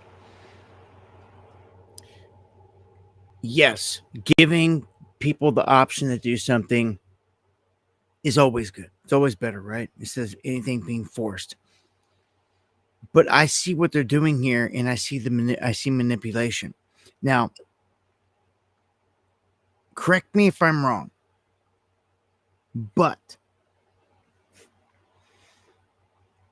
all this money ends up in the hands of the insurance company anyway.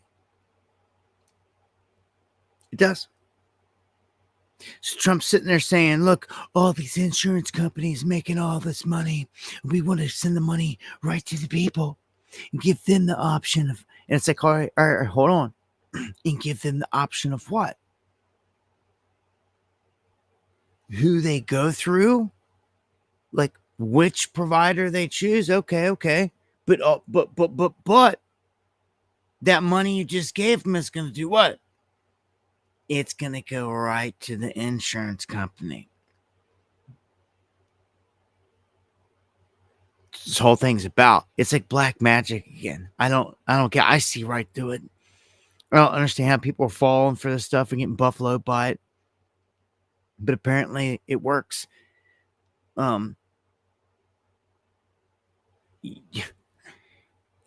Whether Trump took a $2,000 check and he sent it straight to the insurance company, or he gave it to you to go hand to the insurance company, you see what I'm saying? It's all ending up there. So that's not changing. You see what I'm saying there? That's not changing. They're still going to be making tons. It's not like he's coming out and putting a law on the books, an executive order, anything saying that they can't charge you, X amount or whatever. Not a word of that's being said. Nothing like that. It'd be interesting to see what these prices are that they roll out there, because what are they going to be like? Too high price? Going to give you three options, too high prices in a lower price, and a lower one. It's like, crappy service, all this other crap. We'll see. We don't know how that's all going to shake out, but I don't know. I just think that all the money's going to end up like right back in the place, the same place, insurance companies. I feel like the country needs like some kind of like free, I'm going to say free type of healthcare, like basic healthcare, across the country or whatever, or like some of these things should be covered. You know, where you don't have to worry about stuff like that. I know some countries are set up to where, like, you know, all the medical is covered. People ain't got to pay for it, nothing like that. Well, then that would take a huge stress off people's plate. All right, let's jump into the politics full scale. We are coming up already on 11 here. Apparently, we had bomb threats get sent in to Chuck Schumer's office. Imagine that. But law enforcement of multiple bomb threats made against my offices in Rochester, Binghamton, and Long Island. The bomb. So I'm not gonna play the whole thing, but yeah, he was saying that there was bomb threats. We have an appeals court disqualifying Alina Habba from serving as U.S. attorney for New Jersey, which is interesting. Seemed to be a prime pick, but they found a way to get her out of there, saying that she was in there illegally. They found a stipulation and they barred her from serving. This was done by the Third Circuit Court of Appeals. They're saying that this is the latest assault by the judiciary of Trump legal appointees and surely won't be the last. Tim Walz caught in a massive scandal. They say that this Minnesota scandal explodes. Over 480 DHS employees. That's a lot of people. 480 people are accusing him of a huge cover-up. They're saying he orchestrated it. That he retaliated against whistleblowers, and it was all to shield the Somali illegal immigrant fraud ring that basically funneled $1 billion in taxpayer money. And I believe it. I believe it. That's what they do. They do it just like this with these groups. They've brought all these people in, and for every head they brought in, they've got all this money and they've pocketed it. It's disgusting. And we're sold out in the meantime. And we're stuck with all these migrants that are here. Like, these people need to go to jail. Walls, all these people that participate in stuff like this, they all need to go to jail.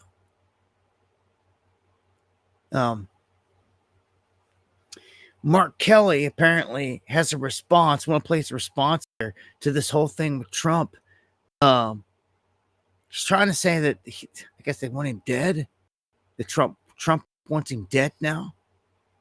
That's his claim. President Trump is trying to silence me, threatening to kill me for saying what is true. And he sent his Secretary of Defense after me. And it's not going to work. Here's how we got here. A week and a half ago, Senator Slotkin and I, along with others who also served in the military and the intelligence communities, we released a video with a simple message to service members that they must refuse illegal orders. Nothing was controversial about that. Everyone must follow the law. No one may break the law. This is pretty basic stuff. Seeing that video, here's how any other president would have responded. They would have said 2 words, of course. But that's not how this president responded. We've become so accustomed to Donald Trump's behavior that it is worth emphasizing. The President of the United States said that 2 U.S. senators and 4 members of the House of Representatives should be arrested, hanged, executed for something we said.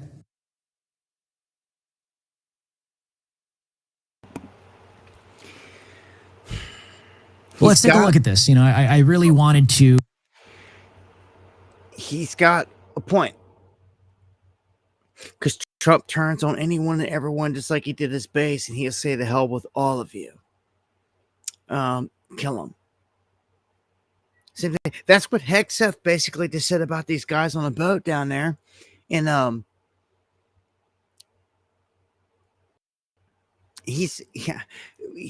Trump treats a lot of the stuff like a big kid, like a spoiled brat. I mean, this is how I see him. He's so pompous, and it's not professional, presidential, or anything like that in my book. But watch how he handles this. News Nation, failing News Nation. News Nation is doing lousy, by the way. But if you want to have it released, I'll release it. Please, can you tell us what they were looking at? For what, releasing? No. What part of your body was the MRI looking at? I have no idea. It was just an MRI. What part of the body? It wasn't the brain because I took a cognitive test and I aced it. I got a perfect mark, which you would be incapable of doing. Goodbye, everybody. You too. Thank you, Mr. He said, so he's like, which he says she's stupid. And then he pops shots at both of them. And like, I don't know, I just think it's so, on the North Korea. North Korea is basically against religion and Christianity all in all.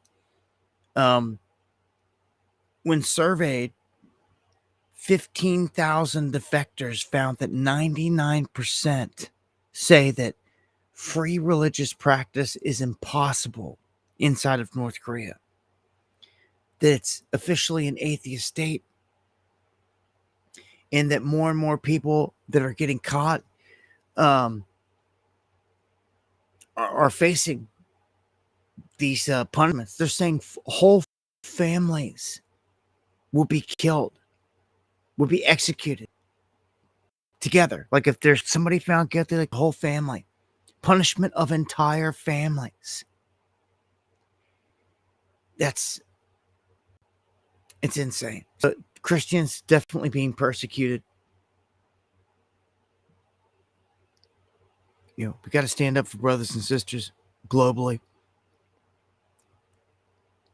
Ukraine, an update there. An anti-corruption investigation is potentially turning against Zelensky. This could be the downfall of this guy, and we could see him finally out of here. Take it down out of the picture. Hopefully that's where this is going. I told you, it seemed like, if he wasn't wanting to do what Trump and them in the West wanted him to do, like they would find a way to make him. And now all of a sudden this massive scandal is breaking loose. That's how they work. They unleash the scandal on you, or else there wouldn't be one to even talk about. Talking about the most powerful people in the world. Okay, so in Ukraine, look at this. Prosecutors handling more than 300,000 cases of desertion. It's crazy numbers, okay? Oh, and thank you, Uncommon, for the info and the super chat. Appreciate it to the fullest. And I'd seen where DeSantis said in Florida that's not happening. That at least in Florida, they're not letting a digital ID take place. So, just like they come out and said they weren't doing chemtrails and all that other stuff, we'll see. I wanted to point out that look at what this says before I shut this down. This was the big part here. The prosecutors say in Ukraine that this is a record, a very bad record. Every 2 minutes, someone runs away from their army.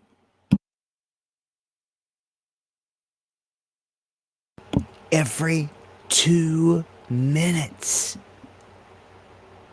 Can you imagine trying to hold down an army every 2 minutes? A guy's running off.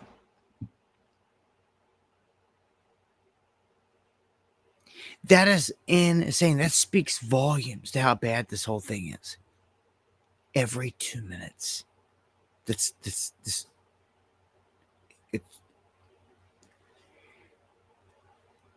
That's hard to imagine. I mean, every 2 minutes, like it's every 2 minutes. You just turn around and a guy's running across the field. Like it would be nonstop. That every 2 minutes is nonstop. It's hard to put into reality.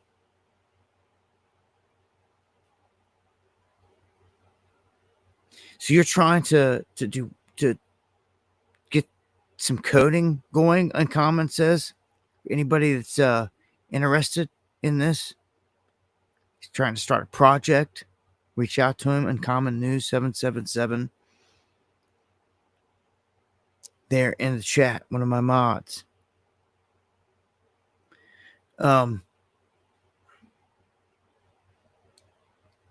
France launching new military service to counter Russia.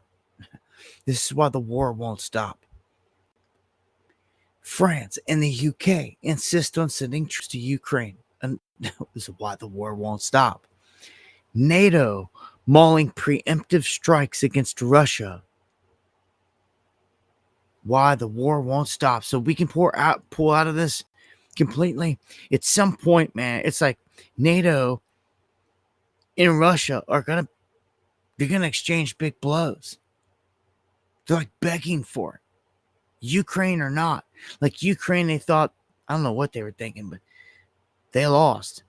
They've lost. They're not going to get any of it back. And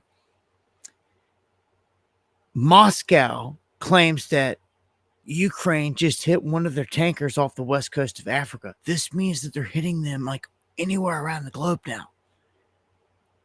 It's pretty intense. That's not just in the Ukraine theater. This is anywhere out there is fair game for strikes to happen.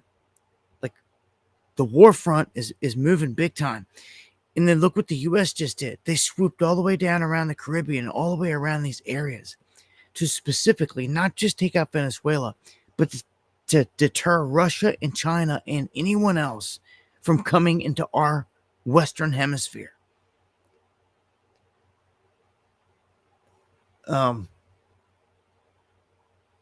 Here's a clip of Ukraine attacking Russia. This is what they're doing. They're rolling up on them and hitting their vessels. Blowing holes in them. You can see right here.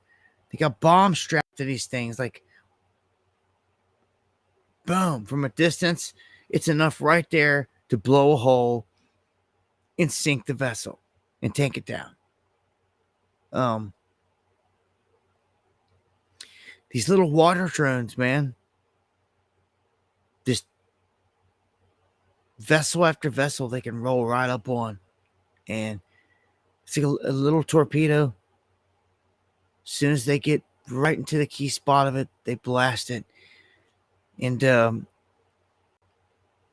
some of these end up being huge explosions because they're carrying a lot of fuel and stuff like that. So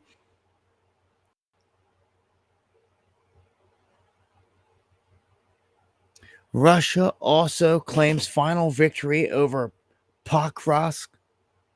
They just keep taking over more and more land. It's nonstop. Now, and thank you, John, for the coffees. If you don't know, Russia and China and Iran are backing Venezuela. And in that whole mix with Venezuela is going to be a lot of these other Latin American countries, like Colombia. And Trump's already warned and thrown it out there. He said, look, Colombia's got a screwed up president and they're the number one trafficker of cocaine in the world. So you know, if this is about narco operations, you know this dude's on the list. When now he's calling Trump out and saying that the White House is a clan full of pedophiles. This dude He must know deep inside that they're coming for him. This isn't just about Venezuela, and he knows it. I just told you, and it's not a secret. They're coming for him too. And all Trump's got to say is that they're the number one drug cocaine manufacturer in the world. Case closed. Nothing else to be said about it.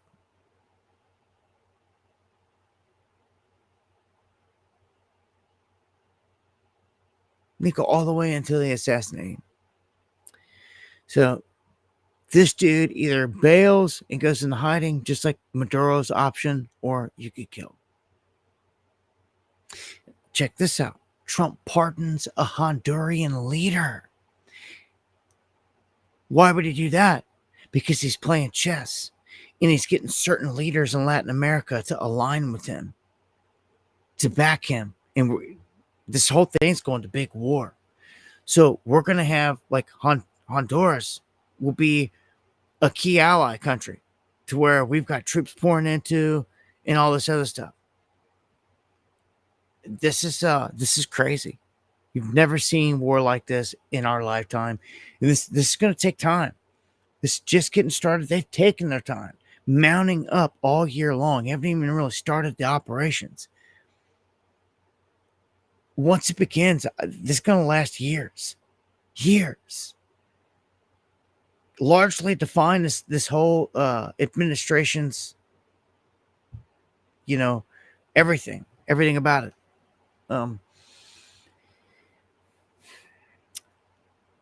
There you go, though. I just wanted to point these things out because it's pretty interesting to me that he's making these moves. And the whole thing with targeting drug boats, I feel that I personally feel like it's not right the way that they're doing it. Like, yeah, I'm all about wiping out drugs all day long. If anyone's about getting them off the streets, it's me. Okay, but you're dealing with devils here that have allowed the stuff in here for the longest time. So then you have to ask yourself, then what are they really doing?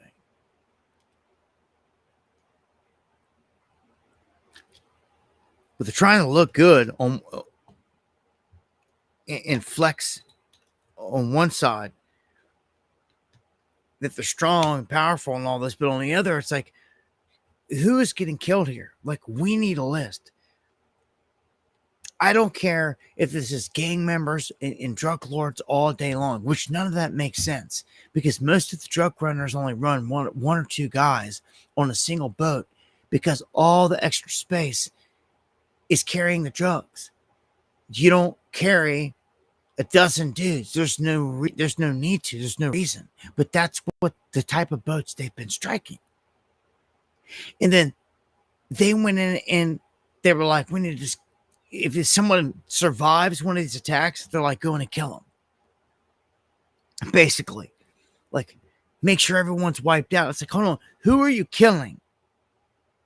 I seen a video tonight of a guy, an American guy, going down to the Caribbean on a boat, and he posted it to the American government, to the military, to please not drone strike him. Like, he was going down through those waters in that area to please not strike him. He's on a boat. He's American. And I'm like, damn, dude, like, you got some balls going down there right now. Like, but because they could strike you. And, like, that's my point. Who's to say any different?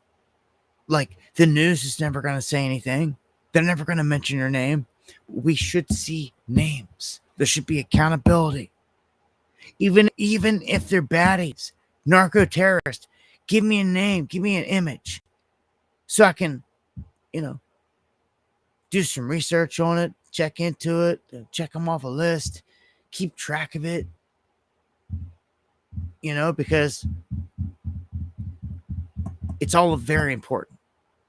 Again, what if you're down there on vacation off the coast of Florida or trying to go to the Bahamas or something, and you're on a boat and, like, they bomb it, blow it to pieces. It's less likely going to happen to any vessel holding, like, Americans. These guys are coming out of Venezuela, obviously. Skeeby 1111. And thank you so much. And it is 1111. Much love. I'll give an update here.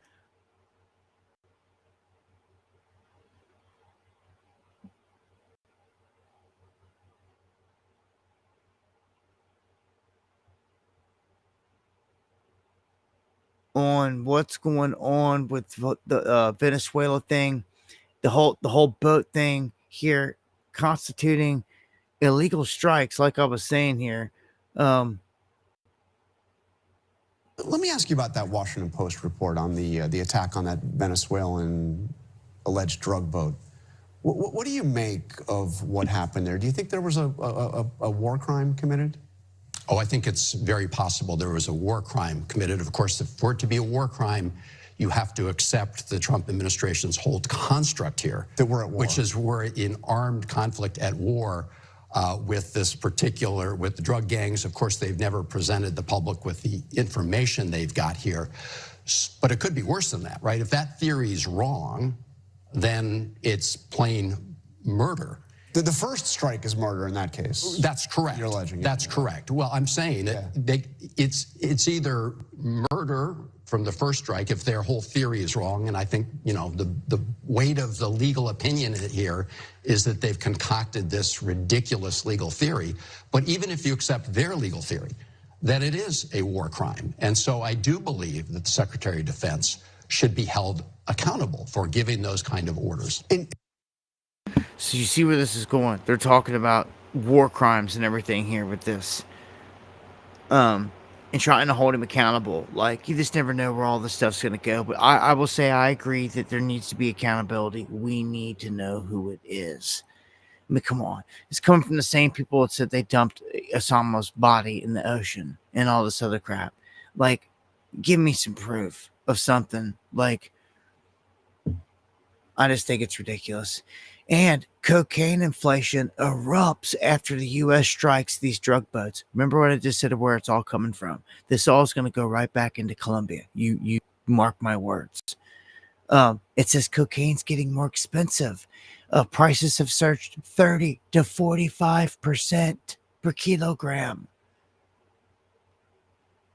So that's huge hit. This is huge shift in what's happening here to that degree. Of course, nothing's ever what it seems. I think that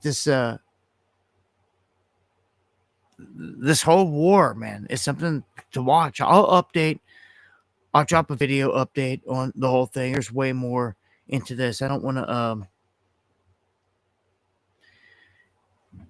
keep going on about this here with one subject. I'll just drop an update kind of when they move. That's what I've been waiting on. I'm just kind of waiting on them to actually make a move. Like, as soon as they do a kinetic ground strike and these strikes begin, well, it's on. And I'll be letting you guys know as that happens. It could be any moment now. Like, they're skirting back and forth over the coastline. They're doing all the things that you do right before the bombs start to hit. So it's like any time now. And like, all these different places are on the table, man. It's crazy. Venezuela, Colombia, Mexico, any and every one of them can get struck. Big time. We're positioned. We've got 30% of our entire military. Over 30% now. Chinese Chicken says, how do I know the price of cocaine? Because it said it on the screen, fool. Run that mouth. You want to come with something like that? You want to run that mouth like that? You know what just happened to you. Insinuates me. All right, so down with the trolls. Snatching them souls. I'm the troll soul collector. Okay. Coke is the devil. Yeah, all of it's evil.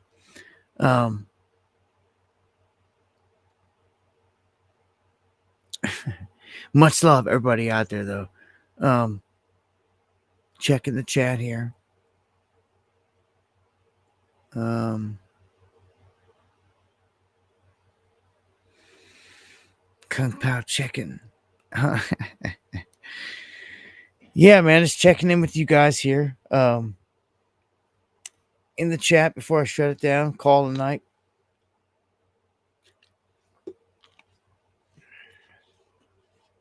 Q City in the house. Thank you. Much love, everybody. I appreciate you guys joining me, hanging out for these streams. I truly do. Still going live Monday, Wednesday, Friday, 9 p.m. Eastern. That's the schedule here. Email me if you guys got any questions, anything you want me to report on, get out there, or to cover, get in the lineup. I thank you for all the love. Thank you, Mary, everybody out there, Gio, EC, Ava, all you guys, Lakeville, Deanne, Stealth, Comrade, everybody, Steve, for everything. Always showing up, hanging out, supporting. I do this for you guys. I appreciate all the love. Spiro, my brother. Oh, we're working on something. You better be ready. Son. You done told me you be down. So, because of that, you got my wheels spinning. And like, I was talking to Tacos, like, something's about to materialize. We're going to make something happen. Something will go down. Got to get something else legendary in the books here before it's all said and done. And I also, let me give some final thoughts here on this. I'll go for like another few minutes here. I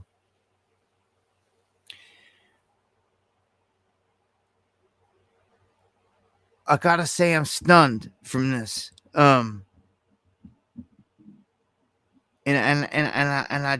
I can't understand for the life of me how I didn't pick up on it like when it happened. Of course, this has happened to me in real life with real friends that have died. And like I don't find out till way later. And I'm like, how could this ever be possible? Like nobody told me, like all this time went by, like how is it possible? Well, I've got a guy that I had started following, Andrew Cross, aka Desert Drifter.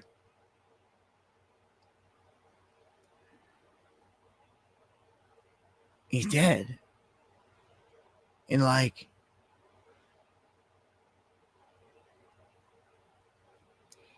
he was doing what like we do. He was going for the truth. And he was finding satellite imagery stuff like what we do. And like going and looking for it.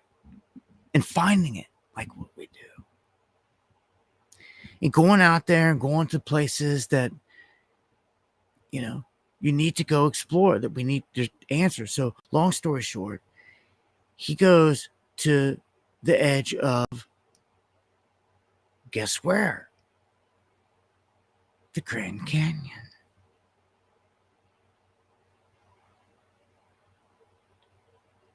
And I brought this up recently, like we need to do it. We need to go. And then people, you know, there's all kinds of concern, you know, of going to jail and then death and all these different things.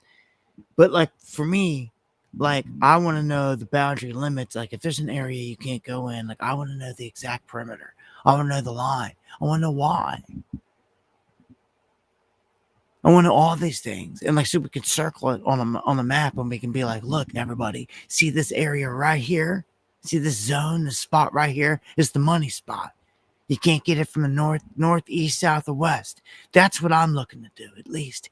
If we can't go somewhere, then like, we're about to map out where we can't. We're about to go all around the perimeter.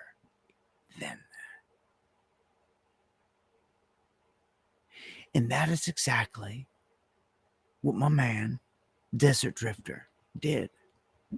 He was working the perimeter. I was doing the same thing down in Canyonlands, Moab, Utah. Same kind of scenario, ancient stuff. I found it on satellite, seen it, had to go, and I went and I found it. I found it, but when I came home and I posted mine, YouTube kicked it out, and like literally, like I only think 1,000 people seen it. Yeah, RIP, man, for sure. Yeah, awesome content.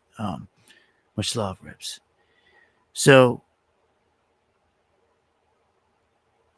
Drifter finds an anomalous looking structure on a cliff's edge, out in the middle of nowhere, out off the northern rim. And he goes way out there. And he goes there. It's what he does. He films it. He's trekking up there. He comes over this ridge. It reminded me when we went to Area 51. When I came over the ridge and I first laid my eyes on Area 51. Before we even got to the top, you could see it. Me and Spiro, cannons. It reminded me of that. He come up over this peak and like there it was. And he's like, and you could see there were man-made stacked brick, super old walls. Intelligence, structures, what we're looking for. Out in the middle of nowhere. There is no sign saying the Paiute Indians built this or nothing. There's nothing. They don't want to tell you nothing. That's why it's all one big park. They'll give you one vague description, but there's way more than that. So the crazy part is like he's looking down over the cliff's edge, like, look, this one wall must have ran through here a long time ago and it all collapsed and it went way down over the canyon. He's peering down, he looks. There's a square door. Like this is the stuff that, like, you dream of. Like you hope you find out there. Like he climbs down into it actually and gets to. He's a big dude, like 6'4", and he gets into like this. We'll call it a granary area. It's like a cave, like it's a man-made like cave storage area, square door to get into. He's in it. Nothing's in it. But it's decent size. He gets in and he's like, wow, like just taken back. He takes a second and he sits back and he's like, man, he goes, I don't think I can do it. I don't think I can go all the way back in here. And because he's so big. Well, he sticks a camera back in there on a stick and he's like, look, you can see the back of it. And his eyes hadn't adjusted. And, the camera had, and you could see on the camera before he even did with his own eyes, another door.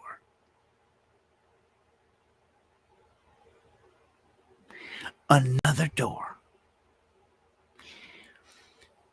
This is where he's like, what the? Another one. And he wouldn't go. He only went back so far and he stopped and he's like, look, I told myself that if I could never go in and out of a tight space with that grabbing the walls and all this stuff, I wasn't going to do it. So he made a decision not to do it. And he's like, I'm just always, for the rest of my days, just going to have to accept that is just a mystery. Like there could have been treasure in there. It could have been empty. It could have been anything. But like there was a second chamber. And he tried to stick a 360 cam all the way back there on a stick to get it. And it wasn't close enough.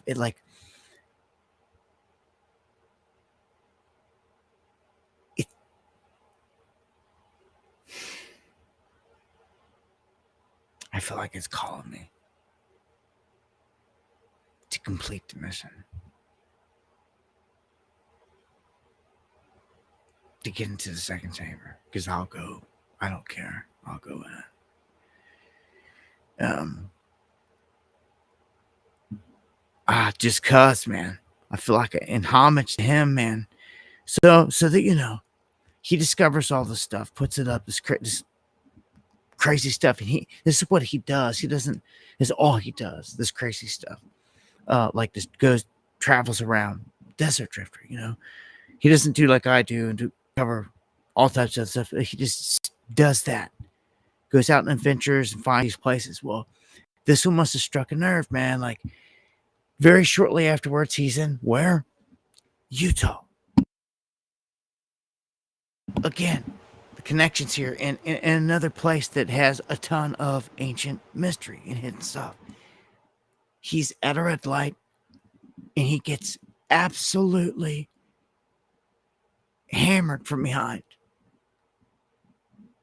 and killed, sitting in his vehicle. It was so much violence, it looked like, to the vehicle, that like it was so mangled, sitting off to the side next to this building. It's hard to believe that he was just sitting there parked, like stopped at a red light. And there was no way he was going to survive it. He suffered major brain trauma, and he tried to hang in there for a month or so, and then he passed away. R.I.P. brother.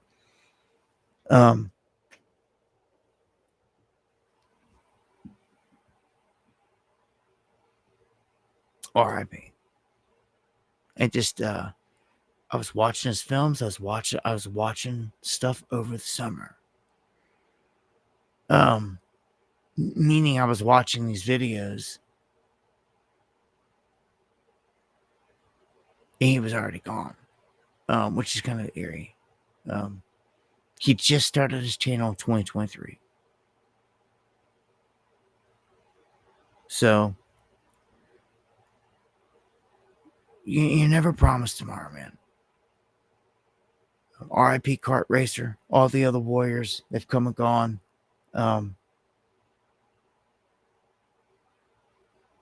Make the most of it. That's why, if you can do something, you need to get out there and do it. That's why I'm right there. I'm trying to plan something. I don't know what it's going to be. I was telling Tacos earlier, it's going to happen. Conference, or whether I go somewhere, or it's both. Something's happening here within this year. Just because it has to. Like, same thing with Area 51. It was just like,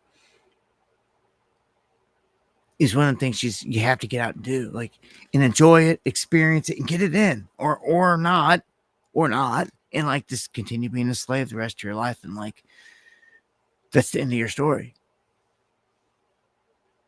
I don't want this to be the end of the story. So, and there's always good people to meet along the way. Always look forward to that. So yeah, man. Guys got any ideas, any crazy things? If you find anything crazy that you want investigated, let me know. Dabu7@yahoo.com. I'd love to look into it. Any crazy places you find on satellite imagery, let me know, especially if it's in the United States. Yeah, man. So, Yeshua's King, that's for sure. Much love. God bless. Academy, everybody. Wind it down here. As I always say, if the Lord doesn't return in the coming days, I'll see you guys here next time for some Underground World News Live. Wednesday, 9 o'clock. And I'm sure there'll be a lot happening between now and then. Much love. God bless, guys. Thank you for all the support.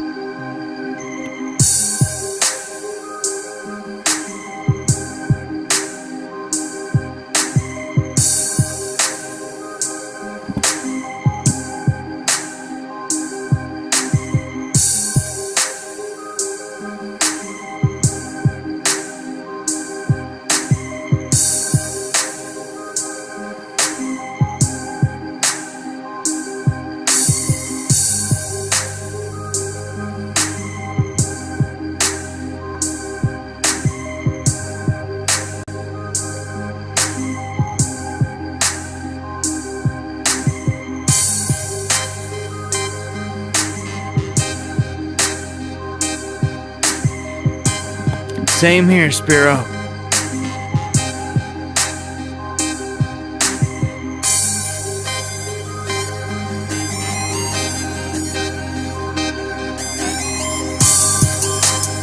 So far.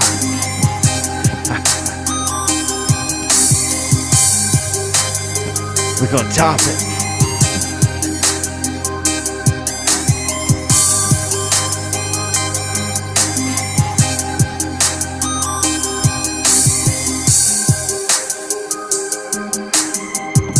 Oh yeah, we got another one coming. Good night, much love, everybody. We look forward to seeing you guys on the next one for sure. Eon, thank you for being legendary, for all the support.